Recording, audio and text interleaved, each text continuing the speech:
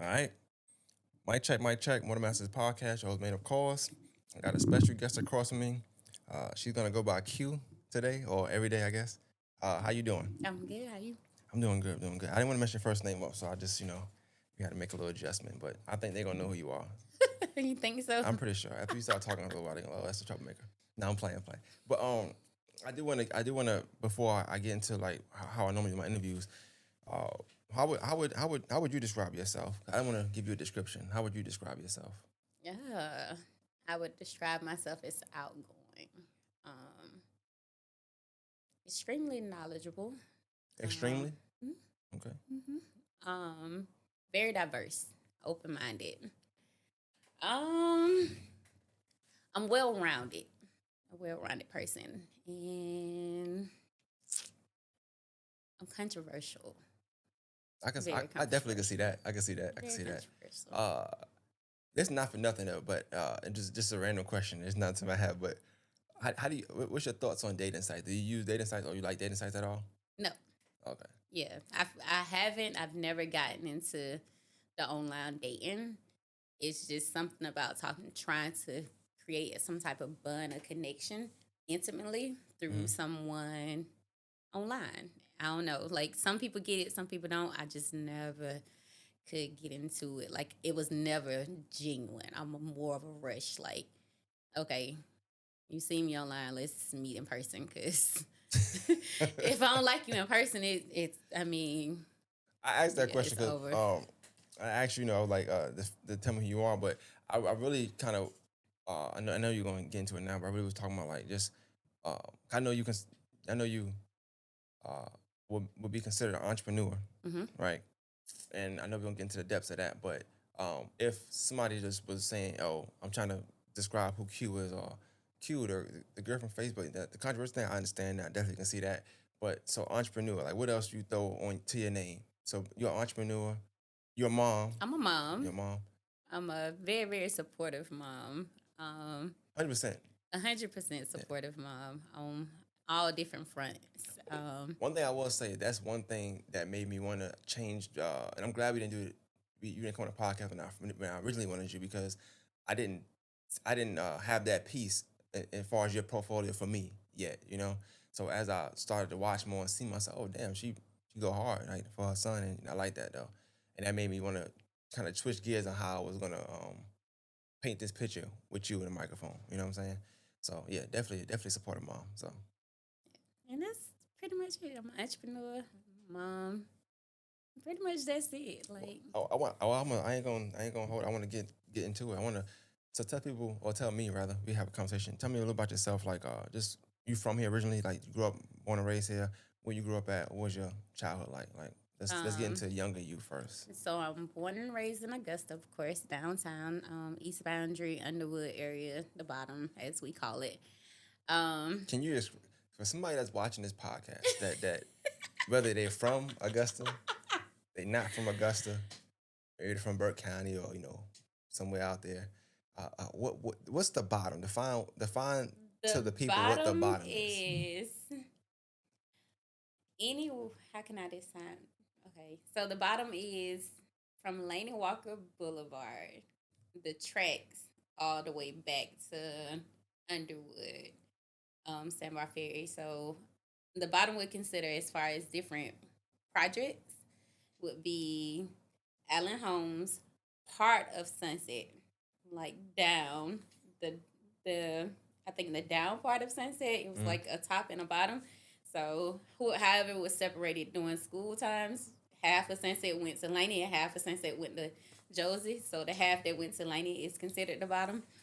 Allen Homes, Delta Manor, River Glen, East Boundary, just the street East Boundary, anything that's on that, Walker Street, Telfair, Underwood, Marion Homes, Sandbar Ferry, all of that is the bottom. It's a very, and I'm not trying to down it, kind of like we love where we from and stuff, but it's very heavy crime area too. Correct? Or am I wrong? It used to be a very, very high crime area. I mean, it is still now, but not as much as it was when I was growing up. Got you. So there's a big difference. There's foolish crimes that's happening now as opposed to very, very severe meaningful, impactful crimes that was happening when I was growing up. So, Like, so talk to me about you growing up there. Like, what was that like? I don't know. I'm the only girl, so I have four brothers. I am the only girl. Youngest, oldest? I am the second to the oldest. Okay. So being the only girl, I was really, really like sheltered. Um, I didn't have the same luxuries as my brothers as far as going out whenever I wanted to go out and staying out all times of the night. It was the traditional girl thing. So I stayed home majority of the time. So I didn't have like a wild childhood because I was sheltered, extremely To be sheltered. fair, talking to the mic when you're Uh-oh. talking a little bit. You good, I can hear you, but I can hear you here, but they probably can hear you there. So, Okay. all right. But so, what about the household? Like, how was the household for you? Was it mother, dad, just mom, grandma? Oh, it was cool. So, I was raised by my grandmother. She passed away when I was 12. Uh, my mom is actually alive, and so is my dad. But they never raised me. And once my grandmother passed when I was 12, my great grandma took over. And let's see. So my great grandma took over. When I was 12 and a half, I got put in foster care, me and my brothers. So after that, that was like welcome to adulthood. Before I ask, cause like I'm a how interview I listen a lot, so I'll be listening. I know you say you stopped living. Well, your grandmother passed when you was 12, Mm-hmm. and then you live with your great grandmother, right? Mm-hmm. Is that something you want to skip over from going from there? It's like what made you live like go to foster care so soon? Cause you was 12. Oh, no. So it's five of us. It's me and four brothers, and then so my mom has, let's see, my mom has five kids, and then my mom's sister has seven kids. So at the time, both of them were going through some type of crazy hardship. I don't know. I was so long ago, but my great grandma had chose to pretty much look after my aunt's kids over my mom's kids, which is us. So I'm not sure what the deciding factor of why we went to foster care, but I do know they couldn't take care of all of us. That's a total of about 12 kids living in a 2-bedroom apartment. Nah, they ain't shaking it. At that age, did you feel some type of way? I did. I absolutely felt some type of way. I felt some type of way for a long time. At first, it was the culture shock. So my first foster home, and I'll tell this to everybody, but my first foster home was literally behind the defense office. So the defense office was on Fenwick Street, and of course I'm raised in the bottom, from the bottom. So just imagine going from my grandma stayed in East Augusta Commons is what it's called now. I think it was called Oak Village then. It's the same location, all that. But it's literally 4 blocks away from where I got removed from. So you go 4 blocks and you at Fenwick Street. And then the defense office sat in the front, and right behind the defense office was a blue house, and it was the foster home. And it was pretty much, I think that's what kind of shaped my whole foster care experience. It's like, dang, I'm right around the corner from pretty much everything that I grew up from. Like my mom house was 2 streets over from where I was. My dad house was 2 streets over to the left from where I was. My grandma house, you go 4 blocks and then she there. So my whole livelihood or my life was right there, but I was pretty much in like an orbit. I was somewhere completely different. So it definitely played a major role to where I didn't. I think I went through 36 foster homes. 36 foster homes. That's a lot. Not being bad though. I wasn't bad. I wasn't a bad. But hold on, why you said that though? Like why? Because people automatically presume that the reason why you couldn't be in one location is because you was bad, and I wasn't. Was you in there being controversial? I wasn't controversial. I didn't know what controversial looked like. Okay. Then okay. I was extremely quiet child. Then, not much to say, but I think foster care is what opened me up because you can't not have a voice. Right. Or you gonna get looked over, right? Or washed away, or I'm sorry. I mean when you say that, because I don't know that. I don't know how that works, right? And had to use this movie, but I think like Mike, I don't know, or Annie, something like that, right? So is Mm. that what that is? Like people coming Mm, to because you saying you lived in a foster home. I lived in a foster home, so it was me, another gentleman, the foster parent, and another Oh, elder okay. lady. So somebody actually got y'all, and you live with them. How that work? So foster homes break that work. down for me. There's you're referencing group homes. So group homes is Okay. a collective number of kids staying, and I did stay So in one of Annie was those in a as group well. home, She was in a group home. like Mike was in a group home. In a group home. Okay, So I gotcha. did stay in a group home off of Walden Drive as well, but that was the only group home I had ever stayed in. But the first foster home I stayed in was just me, another gentleman, and myself, and an older lady that she Okay. was taking care of as well. So it was a crazy experience. The first foster home, she was like 80 something years old. The older lady she was taking care of was like well in her 90s. And it was just a different experience. I'd never had seen anybody without teeth. What's up with you, bro? It was a crazy Did you experience mention though. it? Is Huh? that why? Did you mention that to her or something like? Well, I couldn't eat. I couldn't eat and stuff because the way that she ate and stuff was just like gross to me. So I never wanted to like eat at the dinner table and stuff like that. But it was, I don't know, it was a culture shock because that's not what I came from. I mean, So I'm gonna tell you right now. I mean, I would speak for any human being. I think 36 foster homes is a culture shock to anybody. it is. It is. It's It no is. what's the word y'all be using a lot? Stability. There's no stability there. It's a lot of movement, a lot of It is, but this is all self inflicted, right? So this isn't somebody coming and saying this home isn't for you. I'm gonna place you over here, or this home isn't for you. I'm gonna place you. This is all self inflicted. So me going through 36 homes is all self inflicted. This is me not liking the environment that I'm in. Me packing up a bag, sitting outside, and running away. Quote unquote, they call it running away. And this is me leaving. This is them coming to place me into a home. Once they place me into the home, I evaluate the situation, and if it's not something that I care for, how, I pack up a bag. how old are you at this time? I'm 12. I'm trying to figure out your I'm 12, evaluation. 13. I was in foster care till I was 15. Yeah, I was in foster care till I was in 15. So I was So from from 12 to 12 and a 15. half, let's say 12, from 12 to 15, 36 foster homes. Mm-hmm. What made you count? Huh? What made you count? Like what made you count? I did an apology letter to the homes that I were a part of because I didn't want them to think it was them. You know what I'm saying? So it was some great foster parents. Like So, what was the problem? Like, it was not can you pick one and give me the problem? Like, give me a great foster parent home and then tell me the problem for that one. I'm just a curious. great. Okay, so one of my foster homes, she stayed in Columbia County. Oh, you had it good. And Come on now. absolutely. I was the Hold on, only clap it up for child. Columbia County real quick. All right, go ahead. I'm sorry. I was the only child. Technically, all her other kids were adults. All space. Her daughter took me in like I was her own at the time. Well, this wasn't even like my first. So this is like more so the last foster home. At this time, I was pregnant. I was pregnant with my oldest child. We skipping, but go ahead. I don't But wanna skip you too said crazy. a good foster home, and she's like the only one that I can really, really think of being a good foster home.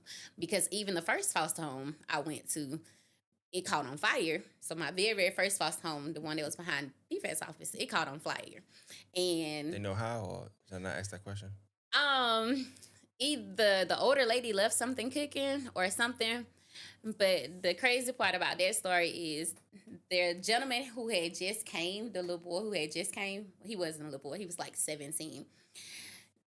There's an article that was written up in Augusta Chronicle about it, and they pretty much gave him all the credit for getting everybody out the house and saving the day. And he got like so many different awards and money and contributions, like everything. And he was not the person to save him at all.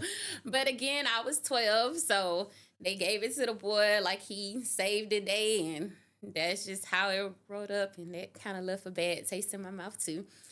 But anyways, so that hot foster home, it burnt down. We ended up moving to not a foster home, but her daughter stayed in Marion Homes. and they had a daycare in Mary Homes. And if anybody know the only daycare, I'm not gonna say it because yeah, There this you go, probably being would go controversial. You see viral. that? There you go. But there was a daycare in Mary Homes that we lived at. Um, they had a home and a daycare attached to it, and I got actually removed out of that home because of something that the husband did. But outside of that, that was the only home that I actually got removed out of. And I think, to be honest, I think what happened in that home is the reason why I ended up at 36 homes, because they were my first Mm. reality of trust the system or not to trust the system, and to me it failed me. So yeah, after that I was like, yeah, it's a wrap. So it's Well, a wrap. I'm glad you mentioned that, and I'm glad I like how you worded it. I agree between the lines, and I think that that makes sense now. Mm-hmm. Probably should lead off with stuff like that. When you can 36 homes, you just go straight to that. Okay. You kind of got around. I'm like, all right, I'm trying to get to the meat and potatoes. All right, cool. But not cool. But now I get it. So it makes sense. But you asked me, off air about stuff you're talking about, and that's kind of why I do this in the beginning, because it's a lot of people that gonna watch this, and maybe they know you, maybe they don't. I don't know. But the first, I would say, even 15 minutes, if you don't know you or just from Facebook, quote unquote, this is heavy for some people. It's like, oh damn, okay, it's a lot. Yeah, but it's not pity party I heavy. know, I Like, know, not that. Just heavy as far as like a lot of times, at least for me, you always try to think of why somebody thought process is this way, mm-hmm, and it absolutely, just makes sense to their thought process. So something that don't make sense to me, I ain't been through what somebody else ain't been through. You absolutely. know what I'm saying? So that's why we argue and joke, quote unquote, debate, whatever you want to call it, on Facebook and stuff, and that's cool. And it's just Facebook, but in reality, people have these feelings for a certain reason Mm-hmm, sometimes. So absolutely. um, yeah. So all right. So you go through all these homes. Uh, I want to ask you before I get to the one part you skipped over. Parents, like, so what? Not now, but in that moment or in that time frame for you, what were your thoughts towards your parents? How do you feel? How did you feel about them? I never had any really feelings about people I don't know. I didn't know my mom, and But I you knew didn't she know my. lived though. I knew where she lived. I knew of her, but I never had a relationship with her. I never had a Mm. relationship with my dad. I knew of both of them, right? So I knew them, but not enough to have like an emotional impact. The emotional impact came from the mere fact that my great grandma, which me and my great grandma, she knows this too. She's probably gonna watch it, but we're like, she's like my best friend, and she's like 87. That's great. But at the time, it was more so like she was my saving grace. So how could you give me up type thing? So if my anger or frustration came from anything, it was mainly towards my great grandmother, but never actually articulated. I never actually said it or verbalized it until I actually got grown. Mm. Um, and that was really just the hurtful part about it, because it was just like you snatched me out of environment and y'all put me in a whole nother environment, but I'm still in the environment. You get what I'm saying? Like, I grew up in Underwood.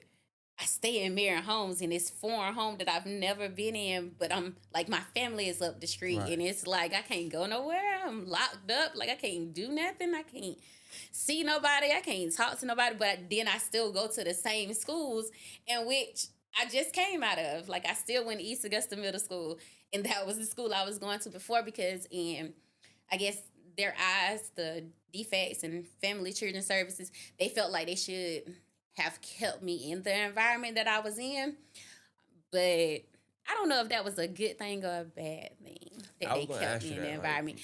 But I'm going to say it was a great thing, to be honest, because one of my caseworkers, he was a great like mentor, caseworker, and he made it his business. He like made it his business to, I was in a foster home in Hillsborough, to come get me every morning. I don't know where he stayed at, but he came to get me every morning to take me all the way to the bottom so that I wouldn't have to go to Hillsborough, or I think it was Cross Creek, one of them schools that was out the way. At the time I was staying in is it Woodlake? No, it wasn't Woodlake. Where did I stay at? Somewhere in Hillsborough, into yeah. where the foster home was. And he just made it his business to make sure that I continue where I started, Yeah. so that it wasn't a big dramatic change for me. And I appreciate him for that. Really, I do. What I do. what's that feeling like though? Like I mean, you in your area, so I mean, it's not foreign to you because you lived there your life. But obviously, domestic wise, it's different because you're in a It different is home. foreign because now it's like, dang, do people know I'm in foster care? Like this taboo. So we in the hood, we in the bottom. Like at the time, going to East Augusta is like treacherous. Like if anything, people find out you, it's over with. Like joking, just sabotaging you all over. Like they definitely gonna get on you if they find out anything about you. And that was like one of my fears, Or is going to people school and finding people not out okay. that I was in foster care. Like that was a extremely big fear of mine. Did you ever have any encounters like that? Like somebody said, "Oh, you in Um, foster care?" Or, no, because it's new to, nobody knew about and foster there was care. only 3. I mean, I'm saying only 3 years, but probably a long 3 years of your life. Maybe It I don't know. was, it But was, it from the was. timeline, it's only three some years, three and a half Right. years. So in paperwork for the state of Georgia, I was in foster care from 12 to 18. I removed myself out of foster care when I became 15. Gotcha. So I basically put myself on run. And I was a runaway, classified as a runaway, until 2 days before my 18th birthday, when they tried to put me and my child back in the system.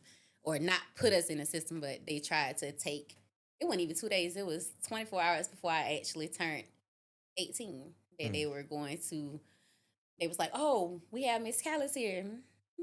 Not in foster care no more. People, I'm not in foster. Yes, you are. You're a ward of the state. During that time, what you did, like, I mean, so I know you said you took yourself out at 15, but I'm curious now. And this was nothing. None of this was about my stuff, but now I'm sorry. That's why I don't write notes, because I won't ask these questions. I would have brushed past it. But so what you do from 15 to, I'm gonna just say 18. From 15 to 18, what do you do? So I worked. So I always was a student. I always went to school. So that's kind of how I got caught all the time. So when you run away, they pretty much put you on the AVP and they go look for you and things of that nature. And pretty much everybody used to always find me at school. So they would always come get me and say, hey, we got to put you in another foster home, because they'll find me at school and put me in whatever. So I continued to go to school for all these years. Yeah, I did. I continued to go to school. And then I met my kid's father, which he was 21 and I was 14 at the time. Yeah, I was 14. So I met my kid's father, and pretty much his family kind of like adopted me in a way.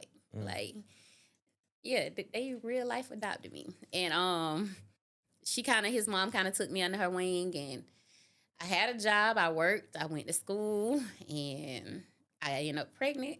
So I had my first child when I was 16. I mean, I got pregnant with her when I was 15. And that's pretty much how I started. I mean, so in between those 15 to 18 year mark, I was just living. Like, I was perceived dead to my family. I made them think I was dead for about 3 years. That's about 3 So they years. just didn't see you? I mean, you was in Augusta, They didn't see so they me. didn't see you? So nobody saw you. You just was Carmen San Diego. Nobody saw me. They thought I was dead. They did. They thought I was dead. I had went completely underground. I had a But you had kids, though. but they wasn't by anybody that people knew. Um, and he wasn't like a street person. He wasn't from the bottom. He had no affiliates with my previous life whatsoever. Gotcha. So nobody knew where to find me because he had no affiliates. I did get caught one time. I was in North Augusta, and I was staying with a friend, a friend. Pretty much one of my friend's sister is who I was staying with. And a person who used to do my hair when I was younger recognized me. He was the property manager at the place that I was staying, and he told my grandmother I was there. And that's how I got caught. Then the police came, they got me, removed it from home, and they put me back in foster care then. But after that incident, I was like, yeah, you gotta be smarter, you gotta be careful, you gotta stay out of the way. So now you got to go. extremely low key where nobody knows you. Um, and this is a jump, but I want to make sure I don't want to not capture some of these parts though. Um, the foster care. I mean, it just sounds rough to me. I know you said no pity party, but I'm sorry. I got daughters, so I always compare, and I just can't imagine. I Like do I can't think imagine. some. Okay, so my foster care experience was what I made it. My brother's foster care experiences was not. Like Theirs was better. theirs was different. Okay. So there's only one of my brothers that kind of came out on top going through the foster care system entirely. That Hmm. means from 10 to 18, he stayed with one. Well, he didn't stay at first. He didn't stay with one family, but after he was removed from this one family, he was placed with a former family that I stayed with, and he stayed with them until he was 18, and he successfully completed. But the other ones, yeah, nah. So all the Yeah, experiences yeah. aren't great Y'all in never foster care. asked your parents ever like, hey, why couldn't I stay with y'all? Never asked them. Like I know you said you knew them. Y'all know them. My parents is in the street, so They live places though, right? They got. You but said they you in the live three streets. blocks. They drug dealers. Oh, deal. Okay, okay, Yeah, my okay. mom was a drug dealer. My dad was a drug dealer. Um, they were just street people. So, and if they wanted us, they would have got us. They knew what was going on with us. So I've never asked my parent or my mom or dad why they didn't get us, because to me, I felt they were unfit. Yeah. They couldn't take care of us, so that's why we wasn't there. But yeah, all foster homes is not great. I'm not out here advocating because I didn't stay in enough foster homes to say that they were great or not. But my brothers did. One of my brothers, he stayed in a foster home in what's over there, Glen Hill Circle, somewhere in that area, and they had kids staying in a basement, to where they wasn't feeding them, and that's my brother stayed. One of my brothers stayed at, and so all foster homes aren't good foster homes. So I'm just asking. I don't know. You probably called BS on when you seen the movie Blindside, huh? Like, Hmm? when you seen the movie Blindside, you probably like, oh, this is some bullshit right here. This ain't. No, not at all, not at all. Because I believe that there's great foster homes out here and people who genuinely care for kids, and then there are those who are out for just the money Mhm. that comes with. Yeah, I forgot that you get paid for There's that. there's a Yeah, stipend yeah, that comes with having kids. I stayed in a foster home off of Steiner Avenue, which is right behind Sunset, and it was 9 of us in a 2-bedroom house. Mm.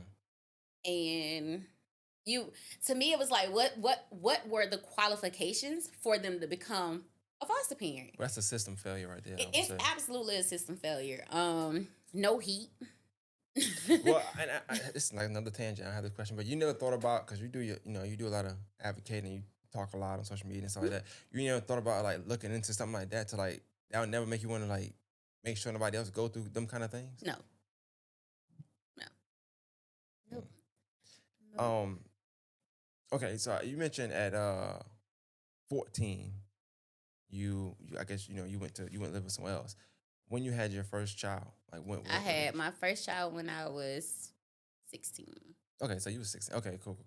No, I Six- was 15. I was 15. 15 when I had her. I was turning 16. How did that like affect change your life? I Like needed something to love. So my first it was planned. No, it Oh, wasn't okay. planned at all. But I felt like it was a blessing because I needed something to love. I needed something to pretty much be here for. And she was the reason, the stance. And yeah, because everybody in my family was like a border. Like a border. Probably should have asked you this before I asked you that, but what were you like in high school? I know it's hard to do this.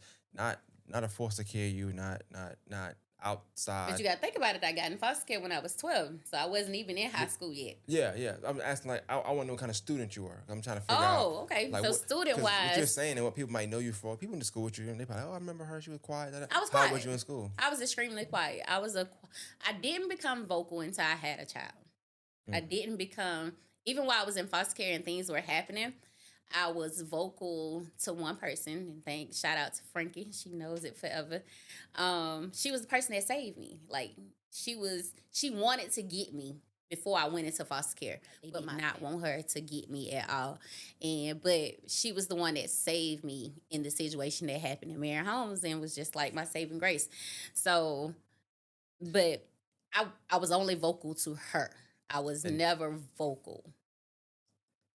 I'm just reading between the lines, but I want to act like because I think things shape you, right? So how did you get removed from certain home, whatever situation, whatever happened? How did those things affect you as far as like you and how comfortable you could be around people that you didn't know now at this point, or quote unquote trusting the system, or So, like I said, my first foster home was a bad experience. It was the transition from the fire to staying with her people. That was a bad experience, and I think that's what molded my whole foster care experience. I never gave anybody a chance after that.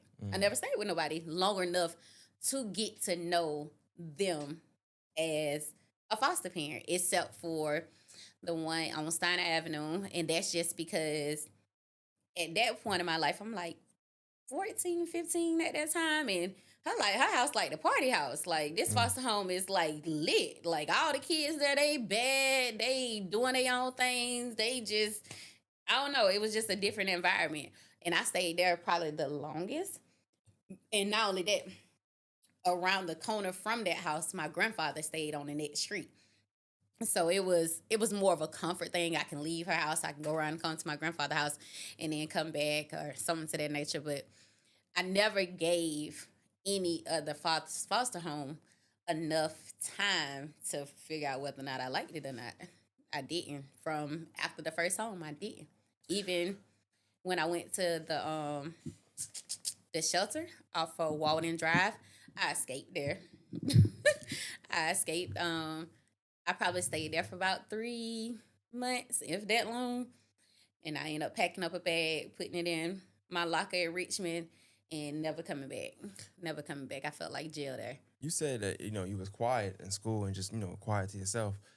So like how, and I don't know how. I'm not trying to put anybody in trouble like that, but like how is a young, let's say 14-year-old quiet girl? How do you meet somebody that's older and able to like form a relationship? I met him at Being so Tinted quiet. Windows. He wasn't supposed to be there, or I'm not gonna say he wasn't supposed He to wasn't. Or be you there. wasn't. I don't Well, it know was a that. teen club. Tinted Okay. Windows is a teen club. I ain't from down here, Oh, so okay. So at the time we had a teen club. It was called heard Tinted of it. Windows. Heard of it. And it was a teen club for teens. Of course, he's 21. So Man was chilling in it. That's not funny. It's not funny, but that's crazy. But I mean, I didn't think so deep into it at the time because I mean, You had a lot going on. So, Yeah, it wasn't that deep. I was just, I mean, I say our generation or the people that's like my age, we raised ourselves. So But you was quiet and you was clubbing though, like I wasn't clubbing. This was like an instance to where my friends was like, we going here because I wasn't one of them kids privileged enough to go out. I didn't go to football games. I didn't go to basketball games. I didn't go to a lot of stuff that was like community wise because my family couldn't afford it. So I just didn't go. But when I started hanging around my friends and pretty much escaping certain atmospheres, they started introducing certain things to me. And one of those things were tinted windows. And we ended up sneaking. I ended up staying at one of my friends' house. And her mom was cool with her going. So her sister came and picked us up and we went. So it wasn't like what I was used to. What I was used to is strict. Where you going? When you coming back? No, you can't do this and be back before the lights come on the street or whatever. Like I was used to a strict environment, extremely strict environment. So when her mom was cool, I was like, your mom cool with it? She was like, yeah, okay. So we out of there. But, I mean, and I only went to Tinted Windows that one time. I did. That's it. That's because I'm not a club person. I realized then that I wasn't a club person. memorable night now. So yeah, memorable. absolutely. One time was all it took. So. That's all it took. That's it. We met at the gas station across the street from Tinted Windows and not necessarily in the club. Yeah, we met across the street. But look, they was lurking. You got us one. No, it's not funny. But it's not funny. That's not funny. That's not funny. I say that because on my last thing I spoke about people talking about the John Morant thing, and I was like, we gotta be consistent in our stances on things. And I remember a post, and that's you saying this made me think about this, and it's not the same thing, but there's a guy who posted something like, "Hey fellas, this year we got a whole new batch of women graduating, 18-year-olds, da da da," and people like dogged him out for saying that, like, you trying to lurk on little girls, da da da. And that's kind of what people do sometimes. That's just nature of the business, right? Absolutely. When And you're young, I you don't grew see up in that that though. niche. I grew up where dope boys took care of us. Like literally took care of the young girls. I remember walking down the street in Mary Homes in Underwood and the dope boys howling at us, giving us money and stuff just from us walking up the street. So absolutely, it was an era of grown men predatory, being predators on girls. Like Yeah, that just sounds wild. I mean, I get it. I know. I absolutely, can't say I saw it. I don't absolutely. know. Maybe I didn't. Just didn't. I'm not. I'm not a girl. I never got no I'm money for looking telling you, nice. it's a real error. Like it's extremely error. While I was in high school, I never dated somebody in high school. I've never dated somebody my age. I always dated somebody that was older, and my first older person was a 21-year-old. I never rode a bus after meeting him. I've never rode a bus. He always had a car or some Mm. form of transportation that I drove back and forth to school. I was driving before I even had a license. Like these are and so was a lot of other young girls along with me. Like we was driving people dunks and cars with rims on it coming to get picked up from school with Jordans and all kind of stuff. Like I don't know. It that was definitely the time of men, grown men, predating, I mean, it being happens predators still, but towards women it happens or definitely girls rather. still. But me being, just knowing that era, wasn't no social media. People weren't It just talking wasn't about nothing crazy. absolutely. If you saw it, you might have just been quiet because it's not your business or Mm-hmm. whatever. But now, it's it being so many forms of voices now. It's Right. just spoken about more, and Mm-hmm. we able to protect younger women. Hopefully, Because you for the don't most part. know. You don't know you're being preyed on. That's not a conversation you have because it's a lot of fatherless homes out here. So there's nobody teaching women or Hmm. young girls what it is, what it looks like, or how to be familiar with certain things. You just go out, you think, oh, he being nice or he being friendly with you or however it may be, and then it turns into something else. Not knowing because you were never given the game.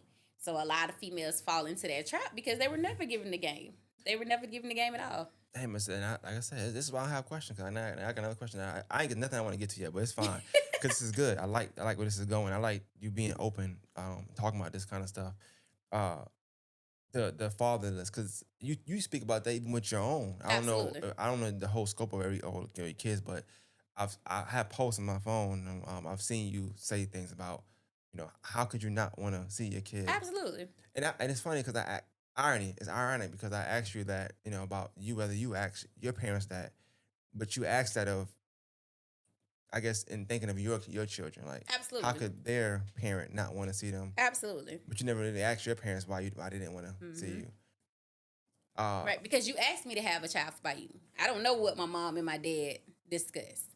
oh, You okay. See, asked me to have a child by hey, I'm you. gonna give you one on one real quick, right? Some things you gotta throw in there. You did not throw that in the story. Like sometimes Absolutely, you tell me stuff. but you know that most That's women we're crazy. not just laying around having kids by men that didn't consent to us having kids. Mm, You get what I'm saying? As it's perceived that, oh, all these fatherless homes is just women that was trapping men. That's not the case.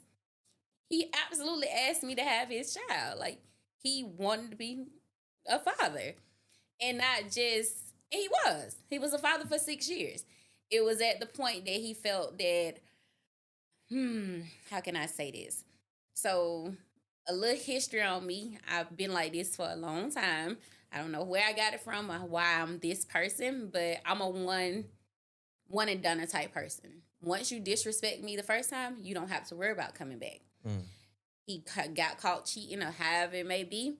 That was all I needed to know. You already made the decision for our family. He felt that I should have given him another chance. And because I didn't give him another chance, that he wouldn't take care of his kids because he felt like he was due that. Whether we're together or apart, you should still take care of your responsibilities. That's just right. how I feel.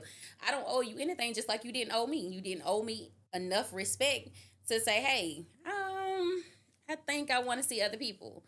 and let me make the decision of whether or not we can go Yeah, ahead and yeah. part ways. You made the decision for us, so since you made the decision for us, let's stand on it.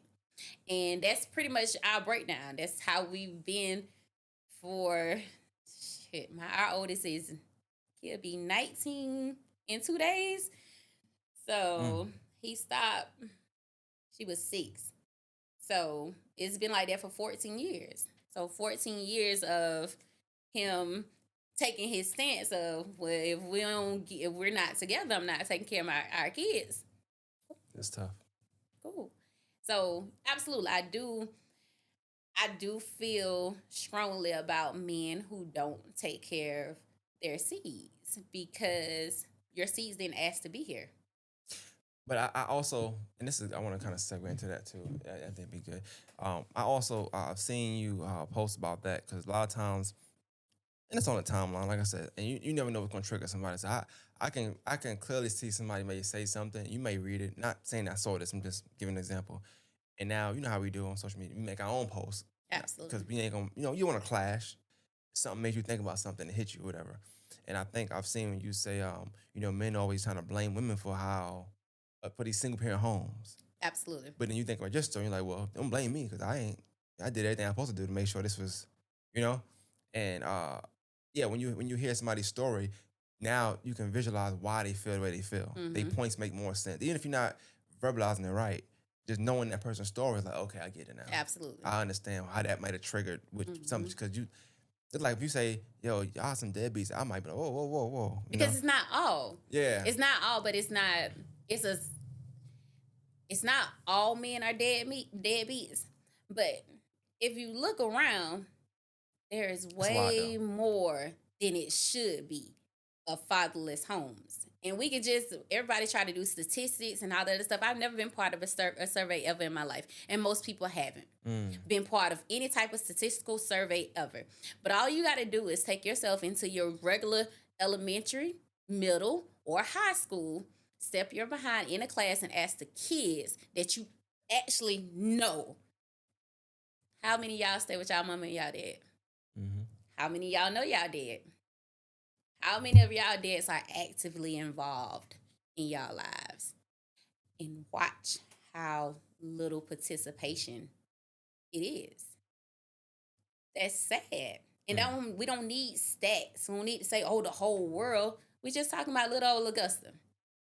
Yeah, but that go into voting, politics, all that stuff. I just feel like people be so focused on worldwide views, and you just worry about We your just worry about backyard, where we at. right here, and then you I'm get to just go. worried about where we at. When people Especially if you ain't going nowhere. Exactly. When people be under my post talking about national this and fathers this, it's like, let's just talk about where we at. Let's just talk about in the community, in our city, what's happening in our city.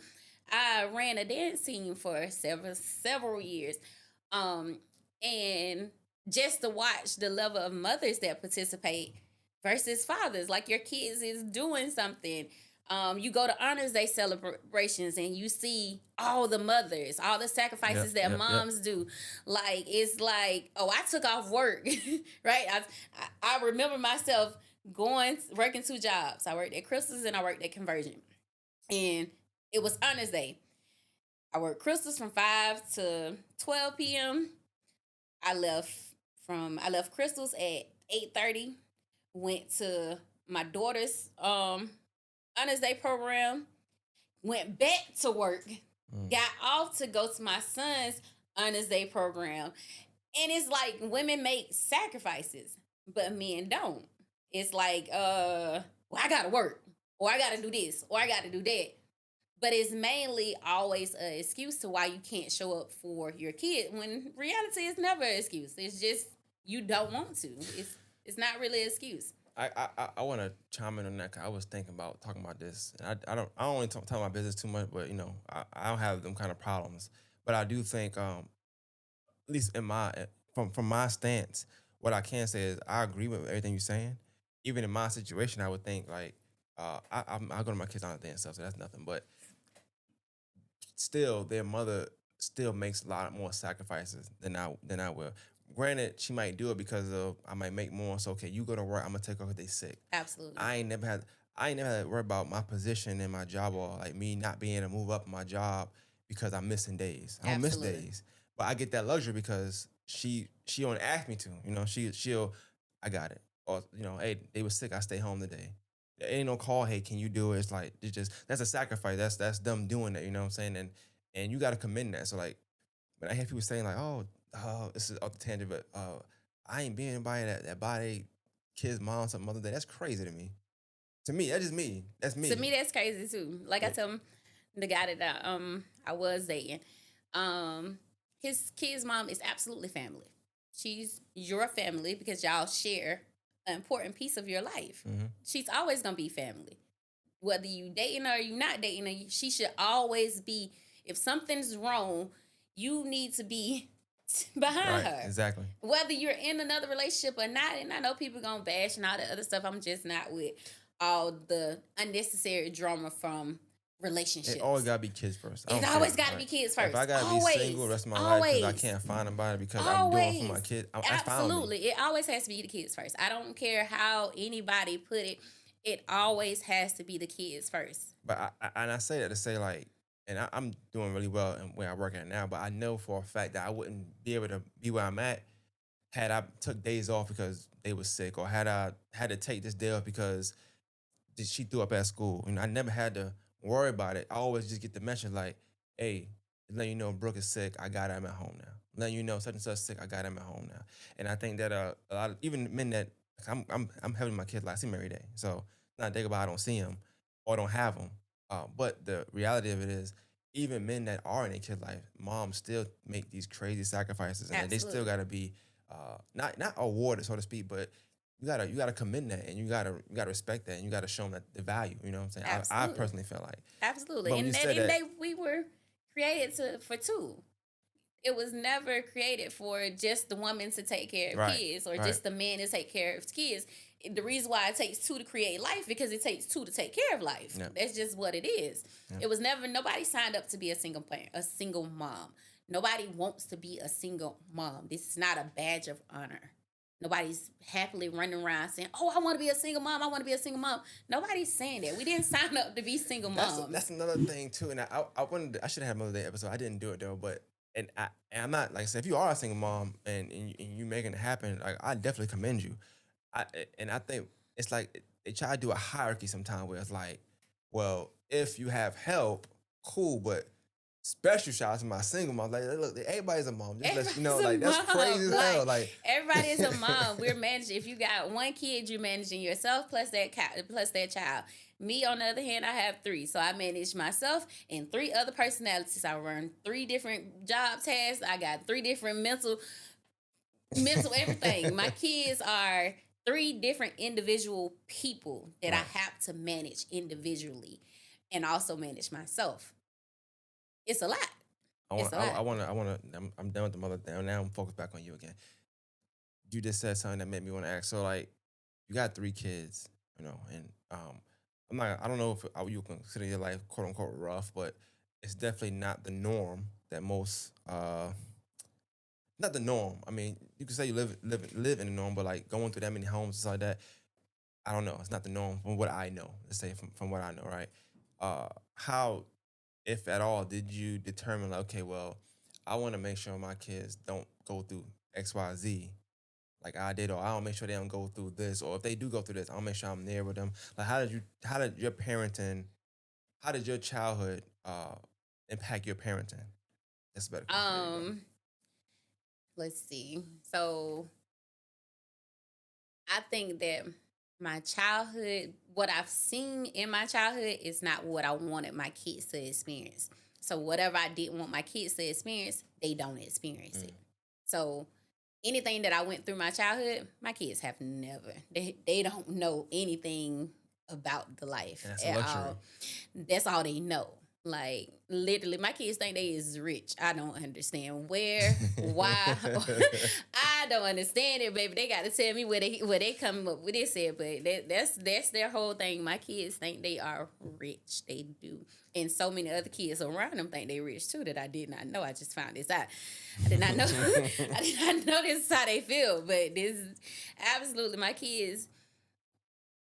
The lifestyle and the lifestyle that I've experienced, I would never allow my kids to experience or put them in that situation because I didn't like it. So if I didn't like it, why would Yeah. I put them in a situation that I didn't like? Um, just like with their father, I have no control over their father.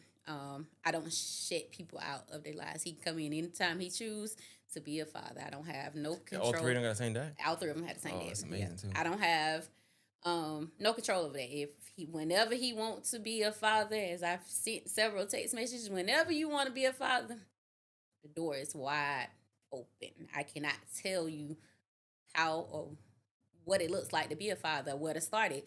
Only he can. Just like nobody can tell me where to be a mom at or how mom looks. I just jumped in and started doing my mom thing. But I mean, I guess knowing how life can be, well, I mean, like I said, it's not normal. You didn't have either one, I guess, but I'm gonna use the father one, knowing how life can be without the game you talk about and just the Mm-hmm. knowledge you get, and then you being a student and not being able to get that knowledge, even though you yearn for it because you got a student mentality. Uh, how do you like try to? You probably can't, but how do you try to make up for that somehow? Like not having that in the life, it's a big deal. Not having it. Not having it, but you create it.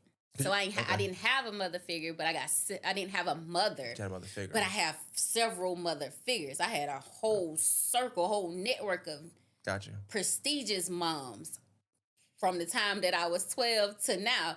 A whole circle. I have a whole circle of prestigious dads and fathers and great men who just and I also created my own circle, a network of basically great men. Every man that's around me or male that's around me that I consider my brother or my friend, they're exceptional, amazing fathers. Like they're all in their kids' lives in some shape, form, or Can you say fashion. this one thing for me? Can you Yes. say the microphone? Can you say there are great men in this world? There are great men in this world. There are absolutely great men in this world. I just want that Absolutely. clip from you. I'm gonna put Absolutely. that in your status Absolutely. sometimes. I like that. And I do Absolutely. think you think that though. I don't think you be being serious all the time and stuff you're saying. But I wanted to get into like, okay, so you got three kids, right? And then at what age was your youngest kid rather when you started to become like I guess a single mom? Like, She was 2. okay. So at the time my How old were kids, you? I was 20. Yeah, I was 20. Okay. Ooh, that's. I mean, I know you say you say what you want to say. I don't know. It's your life, but you know, 12. I'm just my timeline right now. So I'm thinking. So I'm thinking 12 to 15, 15 and a half, something like that. Okay, 36 homes, the foster, the care, and all that stuff. I don't know how that worked, but you made it out But you got to think amazing. about it. I told you it's self-inflicted. That So too. That too. keep in mind that 36 homes is all self-inflicted. So they didn't have an impact. It was just homes that I went through. Okay, got you. They didn't have But it's impacts still because I 3 years. never. It's It's still 3 no years family. of no. No, it's I'm in the same city. Yeah. The foster homes are in the same area or somewhere close, almost walking distance for the most part.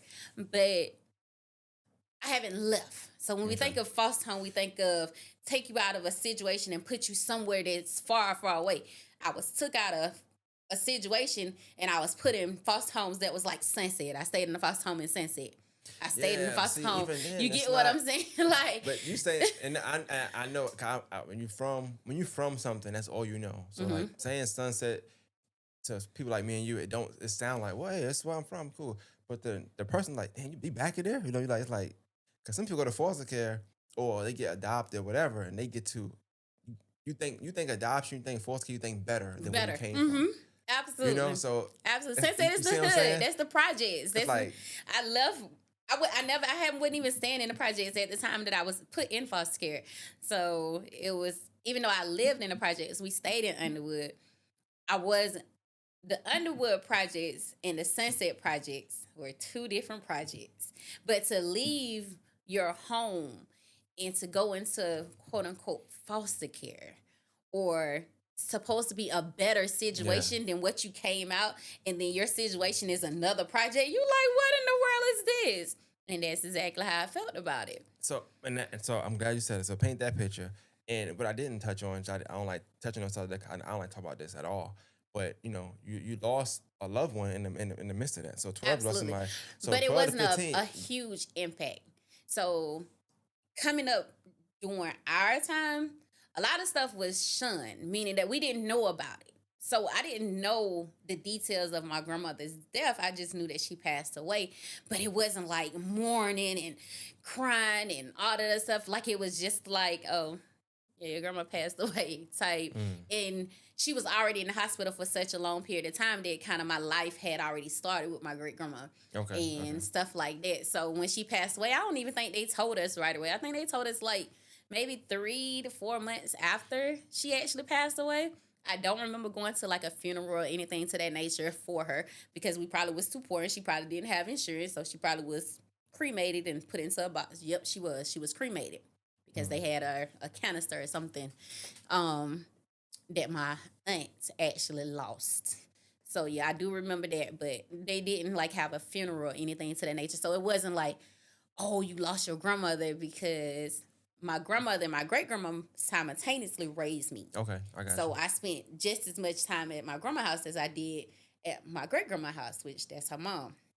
Um, so it was, I didn't know what death was. Did I you? didn't find out what death was until I was grown. Well, let me ask you this thing, and this is the opposite. Did you know what love was at that time? Hmm. No, no, no.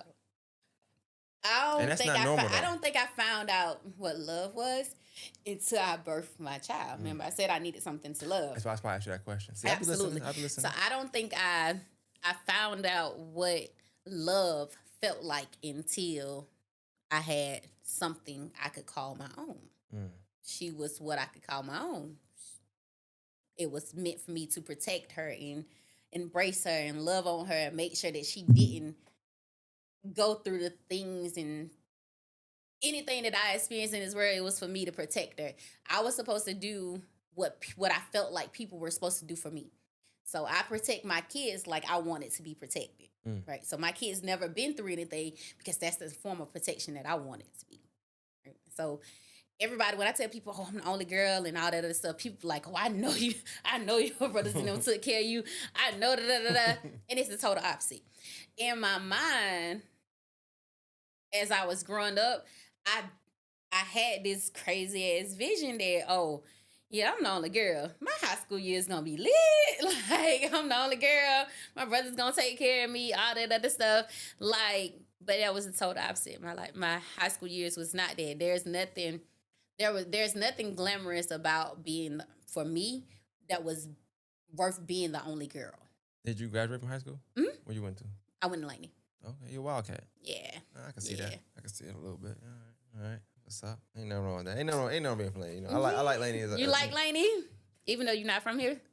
I mean, I'm not from. I went to school for a little bit here. You know, I went to Josie and Butler. Oh, okay. Went to both of those. Yeah. Okay. Where you graduated? Butler. Butler. I went to Butler. Then I went to like 3 from high school, but Butler, Josie, then back to Butler. I Okay. kept moving, so you know how that go. No pun intended. I wasn't saying that to be funny. I swear to God, I wasn't. I was not saying to be funny. That's crazy. Now I think about it. That's wild. Didn't mean that. All right, so you know, so I want to get into more so the entrepreneur conversation, but before we get into that, I want to know what led you to that. You mentioned earlier about working Mm-hmm. and working 2 jobs. So you working at Absolutely. Crystals, and then you go into honors date, and you come back to work, finish your shift, and you go into another honors date, and you go into work somewhere else. Absolutely. Like, so describe, because I want you to describe in a way what led you up to entrepreneurship, but talk about the hardships first, like the jobs and working for different bosses, different places, maybe, and maybe good job, maybe bad jobs you felt ashamed of. Like, what job did you have? Okay. I call myself a forced entrepreneur. I was forced into entrepreneurship. And the reason why I say I was forced into entrepreneurship because I worked. Okay, so being a single mom, so I worked at Crystals on Bobby Jones, and then I also worked at Convergent off of Stevens Creek Road, and I worked at them together. Mm. So I would get up in the morning. I would get pretty much I had a schedule. I would get up in the morning. I would get my kids ready. I would take them to their grandparents' house, which is my kids' father's grandparents, not my parents at all. If I ever refer to grandparents, it's all about my kids' For some reason, I grandparents. kind of figured that, but I Absolutely. wanted this. No. Go ahead. Go ahead. I don't want to inject right now. I'll wait. So, like I said, shout out to Shirley, shout out to Robert. They are amazing grandparents. I love them to death. But I would get up, I would take them to their grandparents' house, let their grandparents keep them. I would work from Crystals from 5. I think my shift was 5 to 2. Yeah, it was from 5 a.m. to 2 p.m. Um, on my lunch, I would get off, go either no. I would get off and I would go make sure the kids was good, repack their clothes and stuff to prepare them for night. Mm-hmm. Because my second job was from 3 to 11, and that was at the conversion. At conversion, so I would get off Crystals about 1:32. I would drive to my kids' grandparents' house. I would cook them something to eat or some dinner or something for that night. I would rush and do my girl's hair for the next morning, and then I would go to conversion. So conversion, I worked there from 3 to 11. On my lunch break at conversion, it was down the street from my kids' grandparents' house. So my kids' grandparents stayed off of Washington Road, which was like maybe a 10-minute drive from where I actually worked at. So I would drive back on my lunch break. I would make sure they good, see if they had homework or something to that nature, get them situated. Their grandparents was older, so I would make sure they got baths and all the other stuff. And then they knew, pretty much my kids had a system. They knew that at this particular time they needed to be in the bed, and it wasn't like an argument or anything. They just knew that these were things that this was just a system that we had to be part of. Absolutely. So at 11 o'clock, I would get off. The grandparents ain't really too much like the back and forth of me waking them up out their sleep and taking them home, then da-da-da. So we came up with a schedule to where they would stay throughout the week. Just my oldest, though, because she was the one in school at the time. The other two, the babies, they would come with me because I knew that was going to be a lot of work with them. So I would get the two babies, I would take them home with me, and we would do the cycle over and over again. And just so happened one day working, my kids was at my grandparents' house, at the grandparents' house, and my son, I got a phone call, and my son got hit by a car. And when he got hit by the car, I tells my supervisor, "Hey, um, I don't even think I tell him. I just kind of went into like a panic and da da da, and crying, and I got to get to my son, da da da da da, and I left. And not one of my supervisors, but a good friend of mine, who he was a police officer. He led me from my job all the way down Washington Road to where my son was, which is at his grandparents' house. And by that time, he was on the way to the hospital. So I went to the hospital. Long story short, he was fine. He didn't have nothing broken, nothing like that. He just was tapped and pushed like 50 feet, but he wasn't harmed. But when you get a phone call that your child has been hit by a car, you don't know what's going on. Right. Right. So my emotions, everything, whatever. The very next day, I come back to work. Well, I didn't come back to work the next day. I called out. And I think I called out for like 3 or 4 days, something like that, just to get my son situated and everything, because he was on crutches. He didn't break nothing, but he sprung, I think, his ankle. I mean, he got hit by a car. Right. So he had some infraction, should I say. And I just need to take care of him, of course, he's my child. So when I come back to work, I actually got penalized for it, for my son being hit and me having to stay off work to care for my child, like real life penalized. Like at the time, the job that I worked at, they paid you on a pay scale. So if you perform well, you were in the green. If you perform poorly, you were in the red. But a part of this performance was attendance. So if you didn't show up, you was automatically in the red. And your red was like, I want to say it was making like $5.25 was the minimum wage at the time, like $5.25 an hour. And if you made it to the green, it was like $10 or $9 or something like that. And in between, if you were in the yellow, it was like $7.85 or something like that an hour. So you're taking me back now. Go ahead. This is taking me back just now. So I mean, Jesus. Oh. Your bills, when your bills is based off of the green pay, right? The $10 pay, not $5.25 or $5.85, whatever it was at the time. But so I got rolled up, and I also didn't have enough to pretty much cover like my rent, just by taking off like 3 days. Um, and that was kind of like pretty much I'm done with the workforce kind of deal. 'Cause this wasn't the first time something like this happened.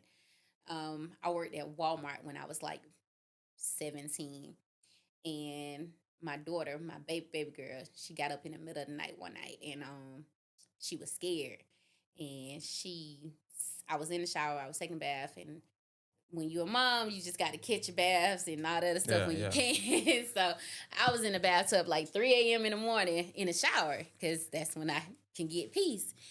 And I don't know what happened, but my little girl came in. She scared the mess out of me because it was like the first time that she had ever got up in the middle of the night.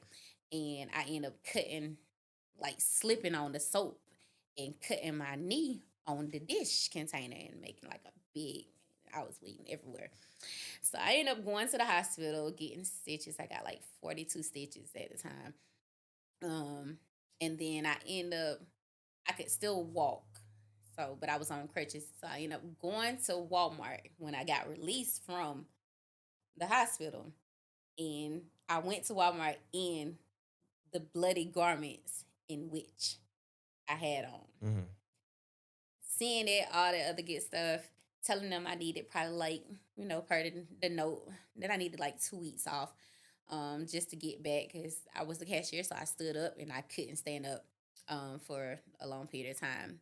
Now they see it, and I think I got terminated after like 3 days for no call, no show, even though Damn, even though I you came there and told them. absolutely, absolutely. So that was like, ugh, that was my first real, oh shoot, people don't give a fuck. Well, Like Walmart always a piece of shit though, but yeah, yeah. they just like people just don't give a fuck. Like they don't care. You're just another body that can be replaced. And that was the first time. And then the straw was convergent. And just I never liked getting permission to take care of my kids Hmm. or permission to be there for my kids. Like telling somebody, hey, I need this day off in order to go to my daughter's graduation, or my daughter isn't feeling good and I need to take this day off. I just And needing permission, and I like need permission need their and approval. I need approval Yeah, to yeah. stay home to care for my sick child, or I need some form of approval to participate in an activity for my child, or just do anything that was centered around my child. Or my kids, I needed some You need type of somebody that don't know your permission kids to say yes. to say yes, that I can leave their job to take care of my child. And it just never sat well with me. I've always lost my job for attendance. Always. Um and it's mainly just for that reason alone, is that I've never ever been comfortable with getting permission to take care of my kids. I'm gonna be honest with you. So, and I want to touch on other stuff, but anytime somebody mention like the corporate America side, because of I manage and I'm in management, I always want to ask the question. And like, I always find it. I be at a crossroad when, and I hate to say I'm biased, but I mean I'm not gonna lie. I'm at a crossroad when talking to or having conversations with single moms. 'Cause I know I'm more understanding for them than I am with other people, and yeah, it is tough. Not tough for me. I'm always say yeah, but it's only tough for me when you already don't come to work. That's the only time it's tough for me. Like if you do your Absolutely. job, I'm gonna say yeah all the Absolutely. time. But to me, I felt like on each one, and that's I feel like I'm a forced entrepreneur, is because I gave each one of these jobs top Well, you came tier. in there on I crutches and bloody came garments. That's crazy. exactly in every job, and it does like you give your 110%, but if you just fall on hard times, or if you just need some time, they're not so understanding. They'll take you 110%, but they not willing to take you 70. Uh-uh. Like Uh-uh. 110 cool, but Right. the one we give you 70, oh nah, we gotta talk Absolutely about no, this. no. gotta We talk- need gotta you to come in talk. here and talk about that. And it was crazy because I got crazy promotions at Convergent, which was a call center. I got promoted to a manager, a training manager, where I trained pretty much all the reps that came in. They sent me overseas. I had like I was a great employee, very, very good to the company and very valuable to the company. But once I needed the company did not need me. Mm. They did not need me. So talk about all right. So you choosing, okay, I ain't working no more after that. It's not as easy. It's not It an easy wasn't that thing. I didn't just so for people who step into entrepreneurship, I did not just quit my jobs. I started my now business. I started it at the job. I started making clothes at the job on the job's clock. I was Gotcha. making tutus and socks and little different things, customizing different stuff, and people see me do this at work, and that's how word of mouth. They spread, hey, can you make my daughter this for her birthday? Can you do that? Da, da, da. So really, I started heavy off of tutus, like just a little Real flare quick, skirts. were you popular? No. Okay, No. I No, asked no, that no. question. It means nothing. I No. just want to know. I'm You absolutely weren't not popular. popular at all. You no, I'm not. Don't say you not now. I'm saying you wasn't at the I've time. never been popular though. Even now, I'm not popular. I'm not Okay. popular. I hear I'm you. not. I'm not popular at all. I'm not. I promise I'm not popular. I'm not. I'm not popular. But I wasn't popular then. I'm not popular now, but I Didn't you definitely win some wasn't. awards this year or something like Huh? that? Didn't you win something this year? I won Fashion Designer of the Year Gotcha. at the SBA Awards. Okay, You say that not, because I'm just digging you up. Oh, shout out to congratulations. Jamie Barbie Congratulations, for that's all. hosting an amazing award show and What'd you giving say back that- to the what community. was it again? Nominated for? I mean, you won what? I won Fashion Designer of the Year. Fashion Designer Year. Mm-hmm. Okay. So real quick, everybody, this is Q, Fashion Designer Year for 2022. 22. Mm-hmm. Yeah, shout out to you. 2022, 23. Because she'll do it again for 23, 24. So yeah. Yeah, okay. That's what's up, man. Yeah, That's a shout good- out to all the fashion designers in the cities. Big ups to them. But you won. We so love them. Shout out to you.